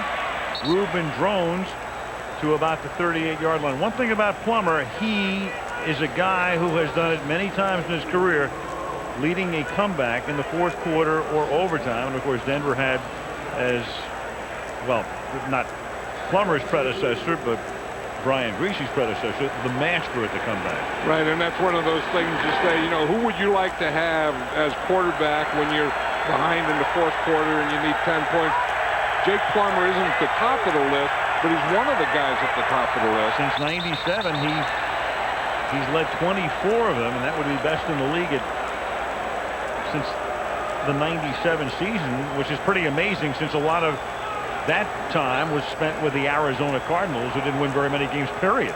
Did they just can the center? I haven't seen a center canned in years and years. Remember we used to play in the street, you'd say no can in the center? I think old Tom Nalen just got canned. He's an unlikely candidate to get canned, too. Now, it's when the guy leaves before the ball snaps is when you get canned.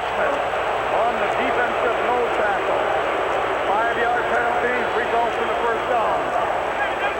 See, that's when you get canned, is when here he is right here, and if a guy leaves early, holy moly. I mean, that got Tom Nalen and that got Jake Plummer. Watch him, boom, boom. That's a double can. Double gets a double, yeah. Hey, no can in the center or the quarterback. Langston Moore with a multiple cannon. First and 10. And Plummer knocked down as he threw it. Kim Herring came in on the blitz. And now, looking for a flag, it's a late flag. Kukar throws a late flag after consultation for intentional grounding. This was a very good defensive call here because they blitzed Kim Herring into the side where Jake Plummer is trying to bootleg. Intentional grounding, number 16 of the offense, also loss of down. The quarterback was in the pocket, and there was no receiver in the vicinity. Agreed. You see the blitz here. He's going to bootleg, and then he comes out here to bootleg, and the first thing that he sees is Kim Herring, who is coming on a blitz on the side that Jake Plummer is rolling to. 16-yard penalty, clearly in the pocket, clearly nobody to throw to.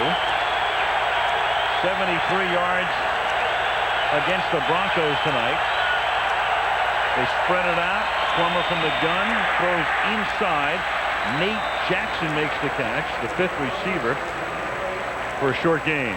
You know, one of the things the Broncos talked about last night is not letting the Bengals offensively get into a rhythm. But I'll say this, the Bengals defense haven't let the Broncos get into a rhythm tonight. And a lot of big plays. They're down in 19.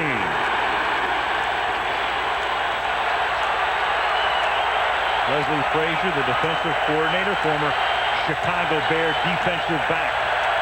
3rd and 19. And Plummer gets enveloped at the 23-yard line. And Leslie Frazier, for him, this is a little bit of sweet redemption. Last week, Marvin Lewis took over calling the defensive signals, which is always a chagrin moment for a defensive coordinator, and now Leslie gets it back tonight. Right, and he's doing a heck of a job in mixing in 4-man rush, 5-man rush, 6-man rush, bringing linebackers, bringing secondary. He has kept this Bronco offense off balance all night. So on 4th and 29, Mike Ganor to punt.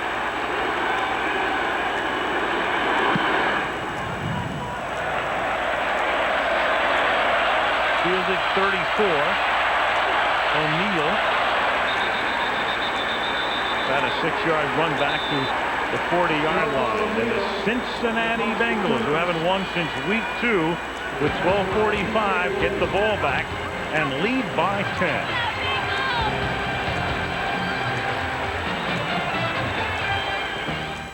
Hi, I'm Vicky, and this is Lamont. And we're about to find out if we're going to have a new addition. I'm nervous, but I hope it's good news. I can't take it anymore, baby. What's it say? We're getting a plasma TV. We're getting a plasma TV. Monopoly Best Chance game is back at McDonald's. Yeah, it's okay. Let it out. Let it out. I'm so proud. I'm going to tell my mom the good news. All right. I want to let you know she can't come over all the time, but she can come sometime. For the first time ever on 2-disc DVD. I am ready, baby! With digital surround sound and alternate opening and new music videos. Mulan Special Edition. New on 2-disc DVD tomorrow.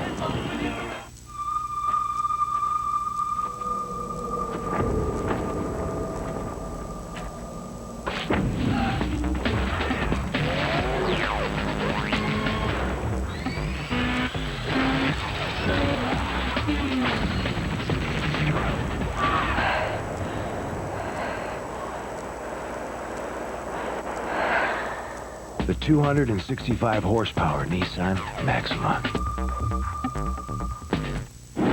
We're experiencing technical problems. It's clearly a shocking development unfolding. Get out! With terrifying new footage to die for. Go, go! The unrated director's cut, Dawn of the Dead, on DVD Tuesday. I'm Bill Ritter on Eyewitness News. After the game, preventing Halloween tragedy, a crackdown on stores that sell illegal toy guns. A new twist in the case of the former Yankees who brawled in Boston, and a warning about identity theft connected to Election Day. After the game.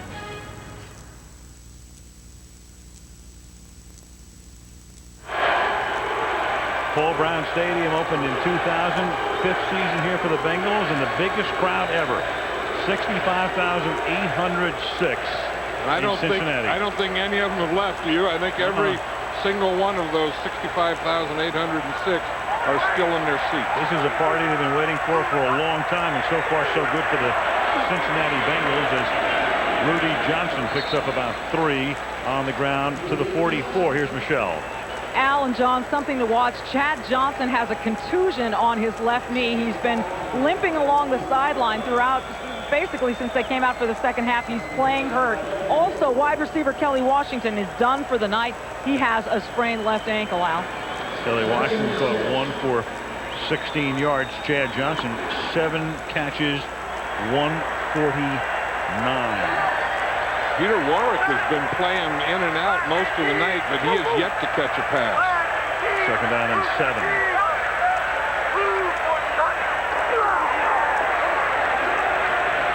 And Johnson works his way out of traffic to the 39-yard line. Al Wilson had him and then lost him. The middle linebacker, and it's a 17-yard gain, and Johnson has now run for 90 yards. I think they were on a run blitz, and Al Wilson is sitting right in the hole. And this is what you do when you're a running back. You have to keep your feet moving. And that's what Rudy Johnson does. He's making cuts, but he keeps his feet going. Never stop your feet. Never get them crushed. You see the feet are up and under. They're going all the time, and you'll be surprised how many tackles you can run through doing that. From the 39-yard line, Palmer, deep and incomplete. And that was Peter Warwick, covered by Kelly Herndon. John Lynch again, mic'd up tonight. Everybody in here tight. Everybody in here tight. Everybody in here tight. Let's go. Let's go. Hey, everybody just got to do your job, right? This defense works. We know it. Everybody just do your job. Let's play hard. We'll get the ball back. Come on. Come on. Come on. That defense has played very hard in the 4th quarter of this season. The Broncos have allowed only 3 points all season in the 4th quarter, which means obviously no touchdowns.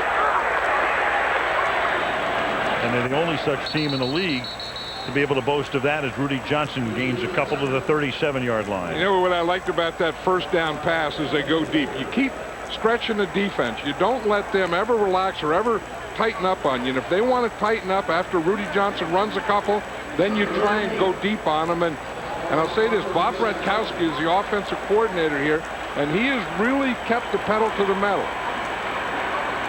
Son of Zeke. There he is to the left. That's Zeke Bratkowski, longtime NFL quarterback. 3rd down and 8 from the 37-yard line.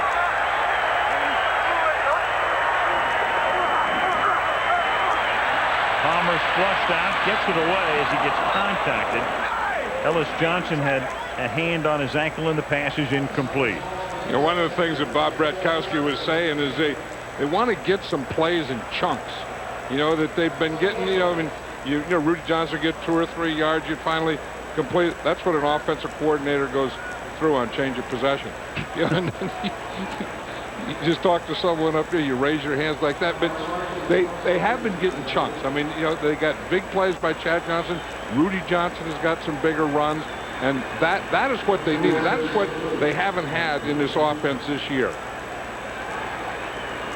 Kyle Larson. And you got a flag. Bunch of them, in fact.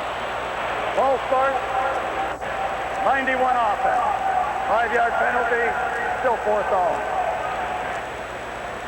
Robert Gathers, nephew of Jumpy Gathers, longtime NFL defender. Yeah, he was Jumpy Gathers was a heck of a defensive tackle. He's one of those guys that didn't make a lot of all pros or didn't do, but no guard in football wanted to play against Jumpy. I mean, he had that forklift move where he would just pick you up and walk you right back to the quarterback. He embarrassed more guards than anyone in the history of the game.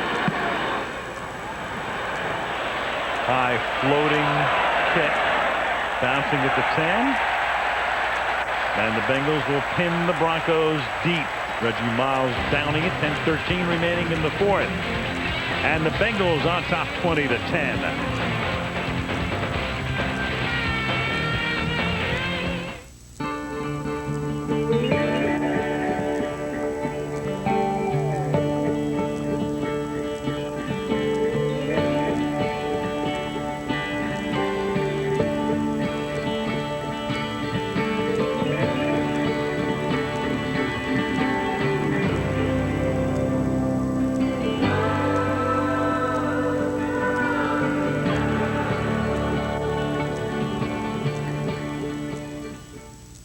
Units per transaction, then we could up the margins by a very sizable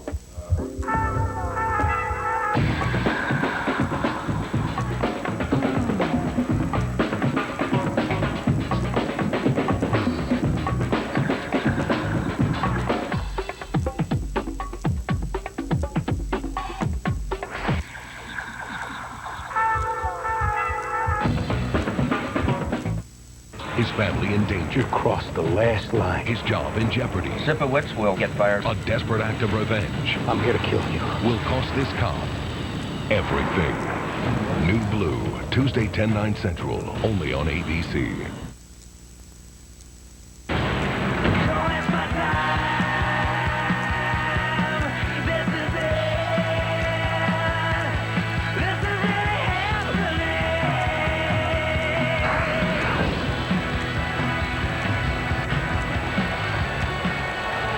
Week 7 of the NFL season climaxing tonight, and the Cincinnati Bengals are up by 10. They've led all the way on the banks of the Ohio River with 10 minutes and 13 seconds remaining in regulation, and the Denver Broncos will start this drive from their own 10-yard line.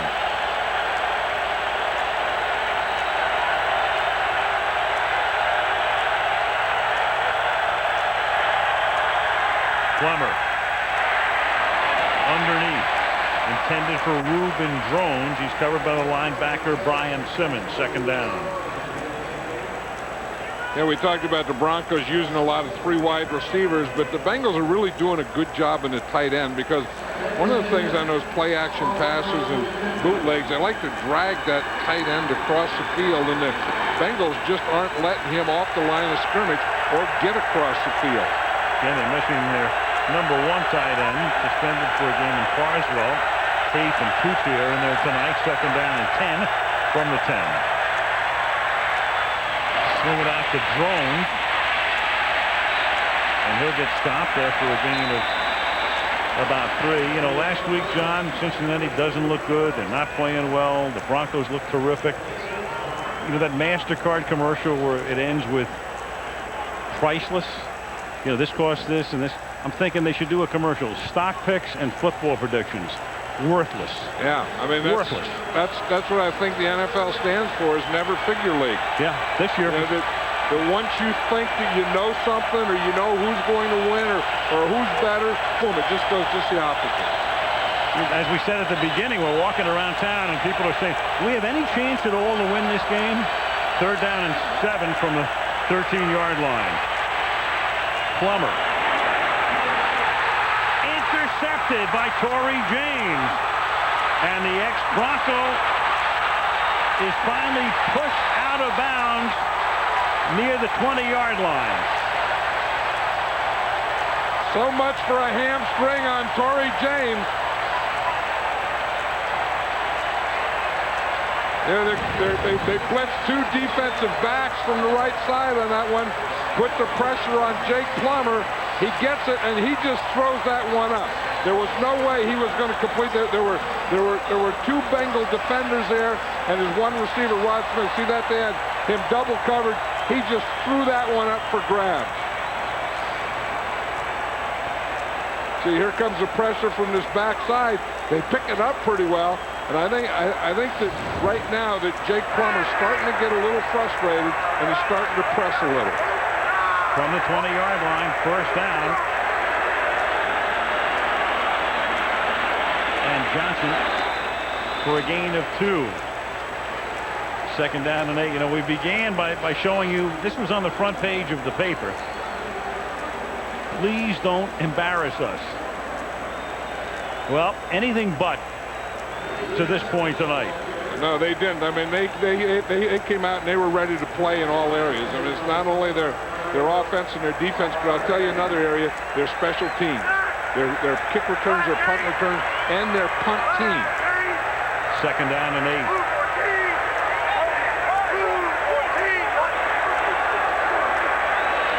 Eating up more clock, Johnson. And we talked about a trap game, and that's a phrase so often used. You look at the Broncos schedule, and no coach is going to tell you, you know, it's an easy schedule. But at Cincinnati, they go home next week to play Atlanta. They stay home, they play Houston. They have a bye week. They go to New Orleans. They have Oakland at home. And there are a lot of trap games in there. Right, and in today's NFL, you know, what is an easy game? I mean, what is a cinch game? There's no such thing anymore. Third down and 7. Almost halfway through the 4th quarter. Palmer out of the gun. Lynch blitzing. And the pass is underthrown. He tried to get it out to Kenny Watson. Pressure was on, and Reggie Hayward, the defensive end, went back into coverage that time. Right, that was that zone dog where you bring the blitz from one side, then you drop the end on the other side. And this is the matchup that you want to get, though. I mean, you want to get your guy out there. He sees that he has it. It doesn't get any better than that. A running back on a defensive end. So it was a great read by Carson Palmer, just not a great throw. 35-yard attempt for Shane Graham, who's already kicked one from 53 out tonight. And he tacks on 3 more, so they get the takeaway on the interception. They cash in for 3. 7:31 to play in regulation. 23-10, Cincinnati. You know, I was once in a vault while it was being robbed. This December, the only thing riskier than stealing $160 million is having to pay it back. With interest. It just hurts. What we do know is we need a high-paying job. You're doing recon work on our anniversary? I assume that you have some kind of a plan to get him out. Okay, then. Good. I don't even understand what happened in there. Ocean's 12, rated PG-13, starts Friday, December 10th. My cell phone bill is outrageous. Mine too. Who have you been talking to?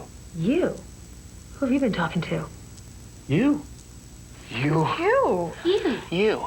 You. You. Hey. Separate wireless plans costing you a fortune?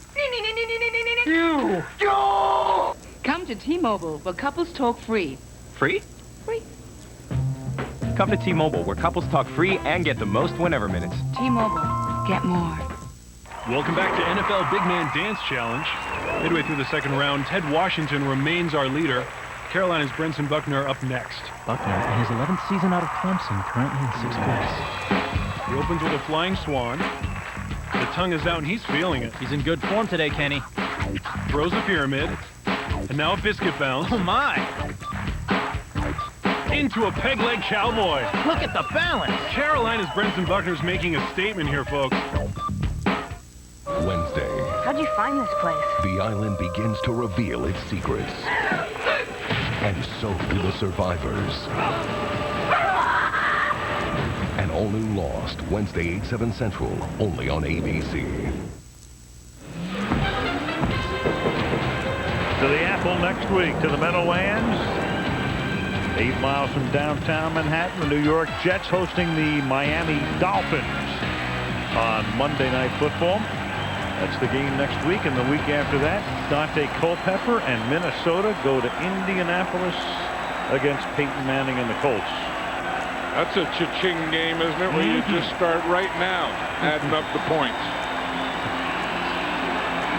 Brando's moved back to receive the kick.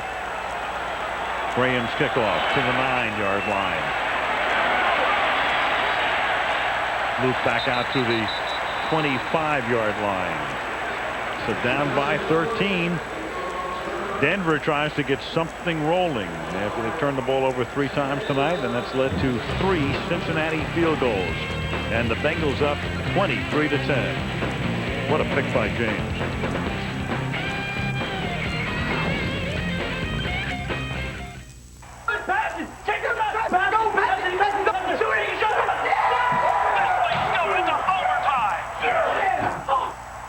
Scent is the strongest scent tied to memory. All right, everybody, we're back. How will you be remembered? Introducing Red Zone Body Spray in 4 great scents that all last longer than the leading body spray. Tastes so great. Red Zone Body Spray. Spice things up all day, all night.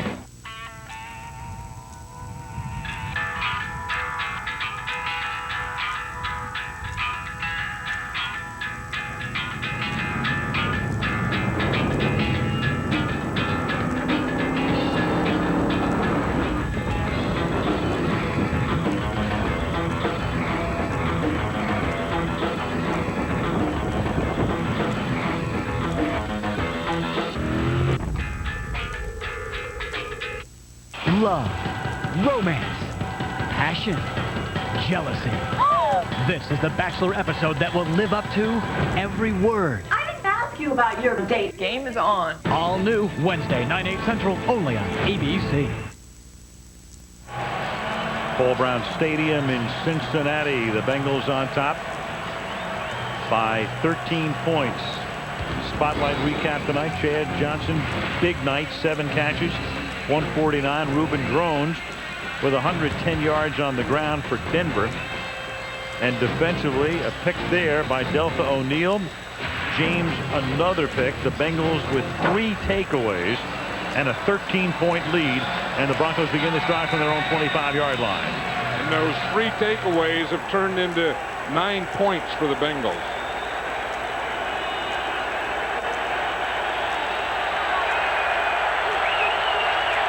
Jake Plummer and the Broncos down by 2 touchdowns. And keep in mind as we head down the stretch here, they've already used 2 of their timeouts. Plummer throws outside. Ball is caught by Darius Watts. Flag. Well, they're going to call roughing the passer, too, on Dwayne Clemens. Again. Personal foul, roughing the passer. 92 defense, push of the quarterback. That's a 15-yard penalty. Second on him tonight. And he's complaining about that one. I think he's trying to say he makes a good move there. He comes out of a spin. I think he's trying to say that George Foster, number 72, pushed him into Jake Plummer. Close. I mean, that wasn't one of those things where you really felt that Dwayne Clemens was going after Plummer. First and 10, 46-yard line. Everybody spread out. Plummer, quick throw over the middle. That ball is caught by Nate Jackson. And Nate Jackson has a first down at the 43-yard line of Cincinnati. And the Broncos are going up here with no huddle now. Sometimes you need a momentum changer. Sometimes it's a big play. Sometimes it's a 15-yard penalty. Well, they've already had that, and then now they're going to be penalized themselves as George Foster came up from his stance. Start. 72 offense. 5-yard penalty. No first down.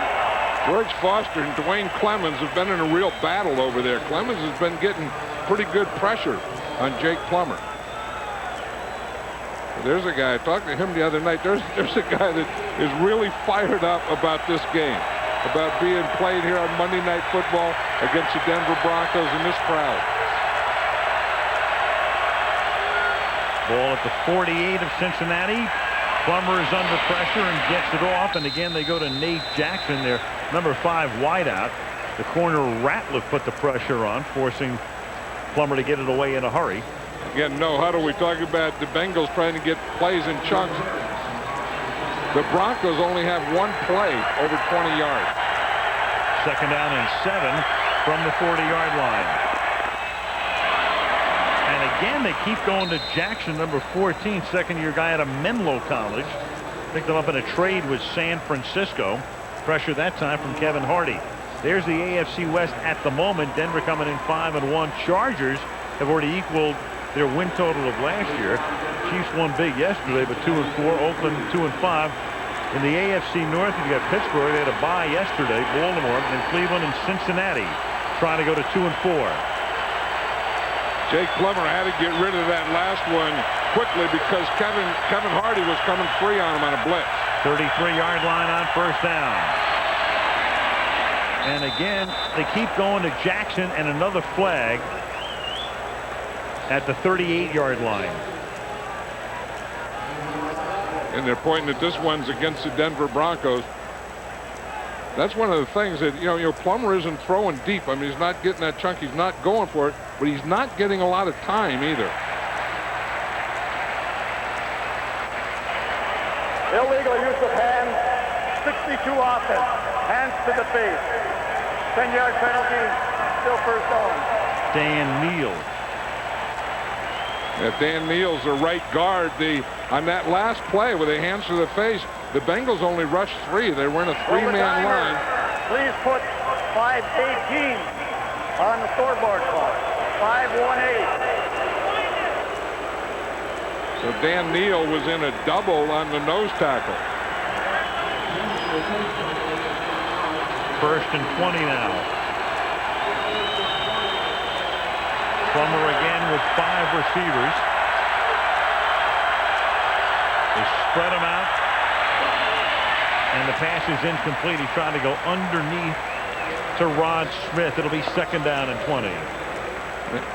And again, that was a 3-man line, but that time rather than just rushing 3 and playing 8, they come on a blitz. They come from the outside. You see two coming free on this side. So you say, why is Jake Plummer throwing so short? Why is he throwing so quickly? Because they're getting 3 rushes on him, and he has to get rid of the ball. And normally one of them has been dead free on a track to Plummer. Second down and 20 at the 42-yard line.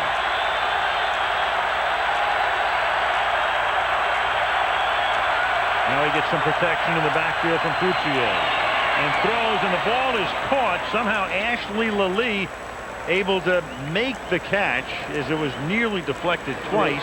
Case Mahar makes the tackle, and the Broncos are able to come close to moving the chains, but it's third down and 7 because the penalty had set them back. Third and 7 from the 29-yard line. Plummer under pressure, sacked from behind by Justin Smith.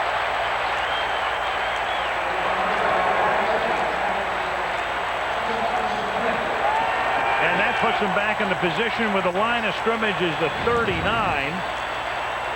And Justin Smith has just been relentless. You see him, he gets around the corner now. Now again, it's a backside. Jake Plummer, watch him. He's looking to the right. Justin Smith is coming from his backside. He doesn't see him nor feel him, so he can't get rid of the ball quickly on that one. No question what they have to do here. They have only one timeout. It's still a two-possession game. They go for it on 4th and 17. And Plummer gets sacked again. And again it's Justin Smith. So they had one sack all night, and then Smith back-to-back. That's what you get when you get them down and they have to pass and you get those long yardage situations. You can just take off, and that's exactly what Justin Smith does.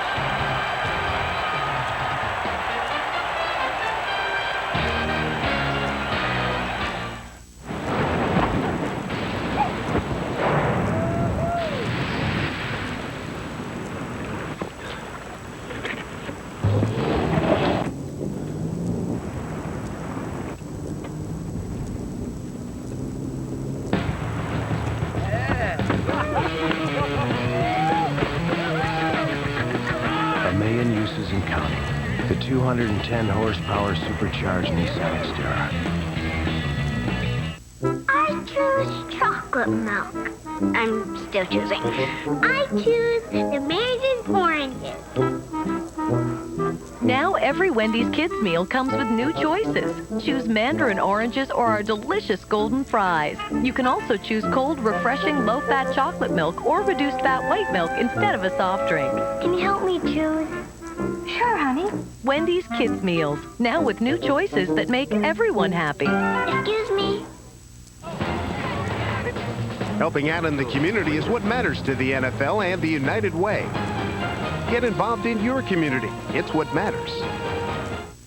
Thursday, President Bill Clinton, Diane Sawyer, an extraordinary all-new interview about the surgery, the dramatic moment he experienced on the operating table, what he said to Hillary and Chelsea, and the hardest part of battling back. Watch Primetime Thursday.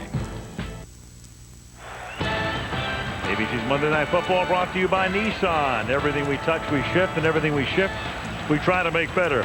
Michelob Ultra, lose the carbs, not the taste. And Wendy's Kids Meals, now with delicious new choices. Cincinnati sparkling on this Monday night. The Goodyear blimp providing the scenics. Paul Brown Stadium. Everybody has stayed. They're loving every minute of this. As Rudy Johnson takes it to the 50-yard line, Denver can only stop the clock with their one remaining timeout plus the 2-minute warning. Thinking about the horse trailer. Got a bunch of candidates tonight. Thinking about multiple candidates, huh, John? Yeah, I would think so. I mean, you have to like Chad Johnson and the way he started them, and they were going to play Champ Bailey on him, one of the best corners in football, and instead of staying away from him, they went right after him early, and Chad Johnson just beat him. 7 catches, 2 50-yard catches tonight. That's Denver's final timeout. Yeah, and that's big. You know, and you can stretch the defense like that, and then how about this guy here, Delta O'Neal? And another former Bronco, Torrey James, with that interception. They've done the job. Leslie Frazier, the defensive coordinator, and all of a sudden, that defense last week gave up a 99-yard touchdown pass to Jeff Garcia and the Browns. Gave up 30-plus points, and they come back tonight and shut down this Denver offense with great effectiveness. Right, and at some point you have to give defensive corners credit for points when their turnovers turn into points. And Johnson breaks free. Kennedy finally pushes him out of bounds.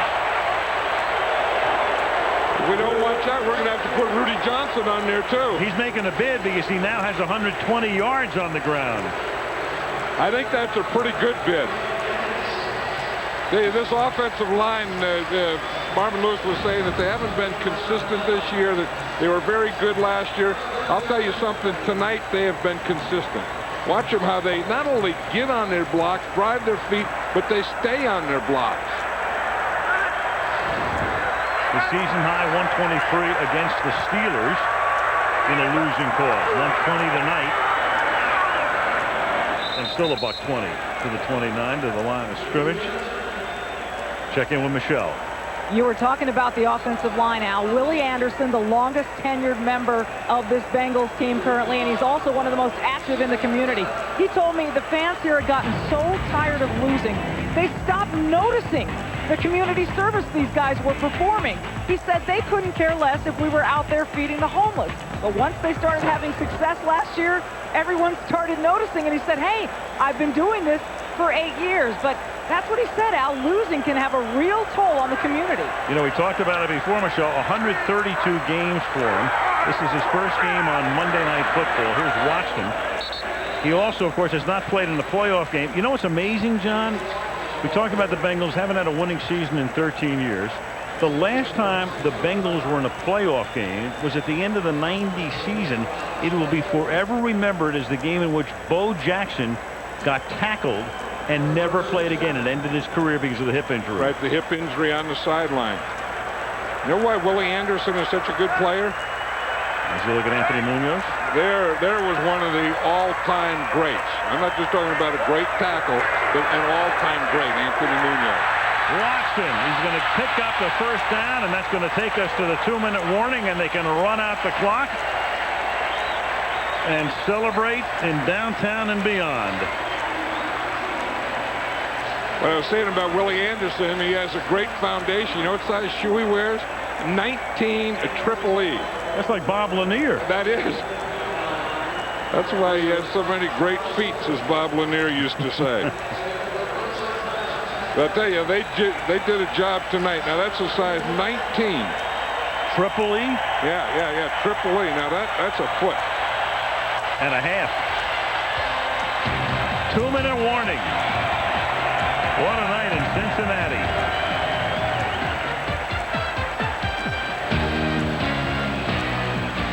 We're live at the United Way draft where Kevin Carter is holding a press conference. Kevin, what's it like being drafted by the clothing drive? It's a huge thrill. I mean, honestly, I'm just excited to help the people of Tennessee. After years of volunteering, do you still have the same fire? Absolutely. The more you go out there and volunteer, the more you want to experience that over and over again.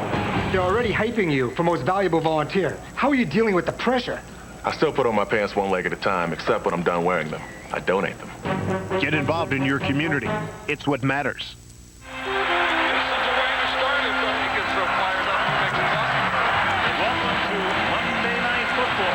Curtis Martin, Jason Taylor. The Jets host the Dolphins on Monday Night Football. Next Monday on ABC.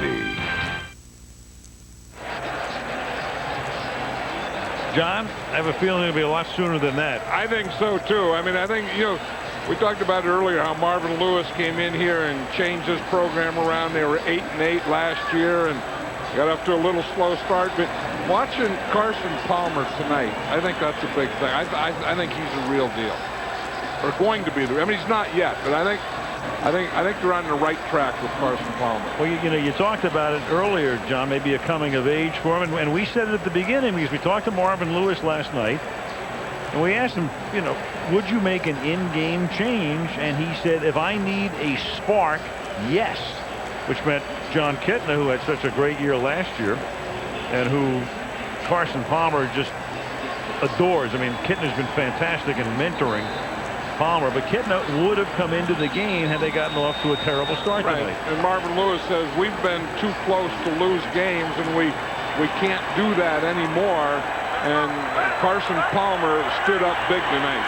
Well, they won't have to worry about that because they'll head to Tennessee, where the Titans have their own problems, and we don't know about Steve McNair, who bruised the sternum again, and we don't know whether he'll play next week, but that's where Cincinnati will go. Denver, meanwhile, will go back home. And again, you talk about trap games and all of that, and they're going to take on an Atlanta team that was annihilated in Kansas City yesterday. Mike Shanahan, who came in, and this team had to expect they'd be 6-1 flying home tonight. Instead, will be 5-2. The Chargers are very happy about the outcome of this. They'll be just a game back. Cincinnati, as they did last year, started 1-4. Got hot, had a chance to make the playoffs, but lost a home game at the end. But for Marvin Lewis, a guy who had been rumored to be a head coach for so long, had interviewed with a number of teams, had almost gotten the Tampa job before Gruden became available, winds up here. And what a night. And he has a very strong program, and I think a big part of it is players really believe in him, and that's when you need it, when you're 1-4. And when you're 4-1 or you're 5-0 or 6-0, everyone believes in everyone. When you're 1-4, they start to doubt. He didn't let these guys doubt. And he's going to wind up with a 23-10 victory tonight in a game in which they never trailed. Led 13-7 at the half. Led 20-10 at the end of 3. And won it 23-10 in a pretty stunning upset. Yeah, that's one of those, who you thought and, who would ever think that this was going to happen. But that's the nature of the game. I mean, these guys are all pro players, and when pros get together, anything can happen. More proof. Nobody knows anything. 23-10. The Cincinnati Bengals will be on the horse trailer. Interviews, Autotrader.com post-game show coming right up.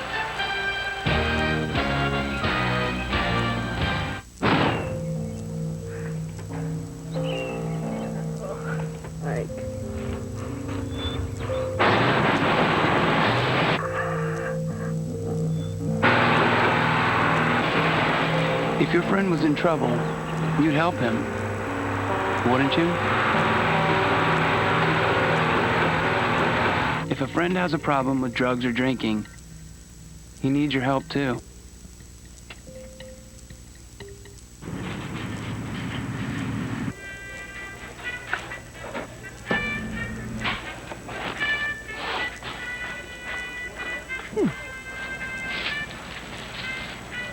No. This one here, yeah. Thanks. Honey Nut Cheerios. When you want something that tastes great and can help lower cholesterol, the choice is obvious. Yeah, that's the one. Thanks. Honey Nut Cheerios. Be happy, be healthy. Halloween's back and Jim's son is all dressed up. Hi, Cinderella. Can he drag his son into manhood? See if you get Cinderella to take the dress off. If I do, it'll be the first time I ever got anyone out of a dress. All new Jim, Tuesday, 9/8 Central, only on AB Screen. Welcome to the Autotrader.com postgame show. Here now, Al Michaels. 23-10, the Cincinnati Bengals win it on a memorable night for Bengals fans, and it began with Chad Johnson catching a 50-yard touchdown pass. Champ Bailey had fallen down on the play to make it 7-0. A field goal by Graham made it 10-0, and then Jake Plummer to Rod Smith to make it 10-7. But Rudy Johnson scoring here on a 36-yard run at the end of the third quarter to make it a 10-point game. It was then 23-10, and Plummer gets picked here by Torrey James, the ex-Bronco. And then toward the end of the game, when the Broncos are trying to effect a comeback, Justin Smith had back-to-back sacks, and that wrote a finish to this one as the Cincinnati Bengals win for the first time since the second week of the season when they beat Miami. Also in a night game. Maybe they need to play under the lights. Horse trailer, how about three different guys? The two defenders, the two corners, the two ex-Broncos, each with interceptions tonight. And of course it was Johnson with 149 yards in receptions and 7 receptions as we go down to Michelle. Chad Johnson, 7 catches, 2 of them for 50 yards and a touchdown. Your coach Marvin Lewis told us this team needed a spark tonight. Where did you expect that spark to come from? I don't know. All I want to do is just get out here and make my plays. If I had to be that spark, I wanted to put it on my shoulders, and that's what I had to come out here and do tonight. You had told us that Carson Palmer, you wanted him to just start throwing the ball down the field, and you would go get it. So what was going on those 2 50-yard throws tonight? Basically, I just told him, I say, don't even look at me. Don't pay attention where I am. Just let the ball go. I'm going against the best cover corner in the NFL right now, and it's no time to play around. I just told him just let it fly. What was it like out there with Champ Bailey? I did everything I could. Everything. I don't have no tricks left after the night. All right, well, we had another good cornerback playing for you guys tonight. Delta O'Neal is here with us as well. Delta, what were your emotions like going against your old team that had basically given up on you last year? Oh, you know, I was more than excited. You know, I'm just happy we did good out here. We outplayed them, and I feel good about it. What got into this defense tonight? How did they come up with such an enormous performance? You know, Broncos defense are playing well. We had to match their intensity, and we did, and we just outplayed them. You know, they're a great team, but tonight it was ours.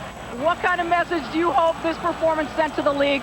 I hope this start a trend for us. I hope we, stay on the road. You know, we've been, we're 1-4. Now we're 2-4, so we're making progress. We just got to keep making strides. Congratulations. Thank you. Al? All right, thank you, Michelle. Carson Palmer completed 12 passes tonight, 7 to Chad Johnson. Bengals win it by a score of 23-10. Next week we go to the Meadowlands, where the Miami Dolphins will be taking on the New York Jets on Monday Night Football.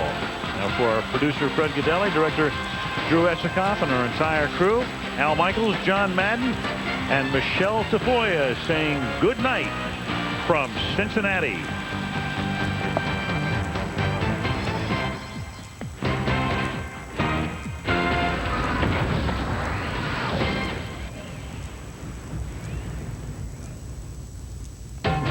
ABC Sports thanks you for watching this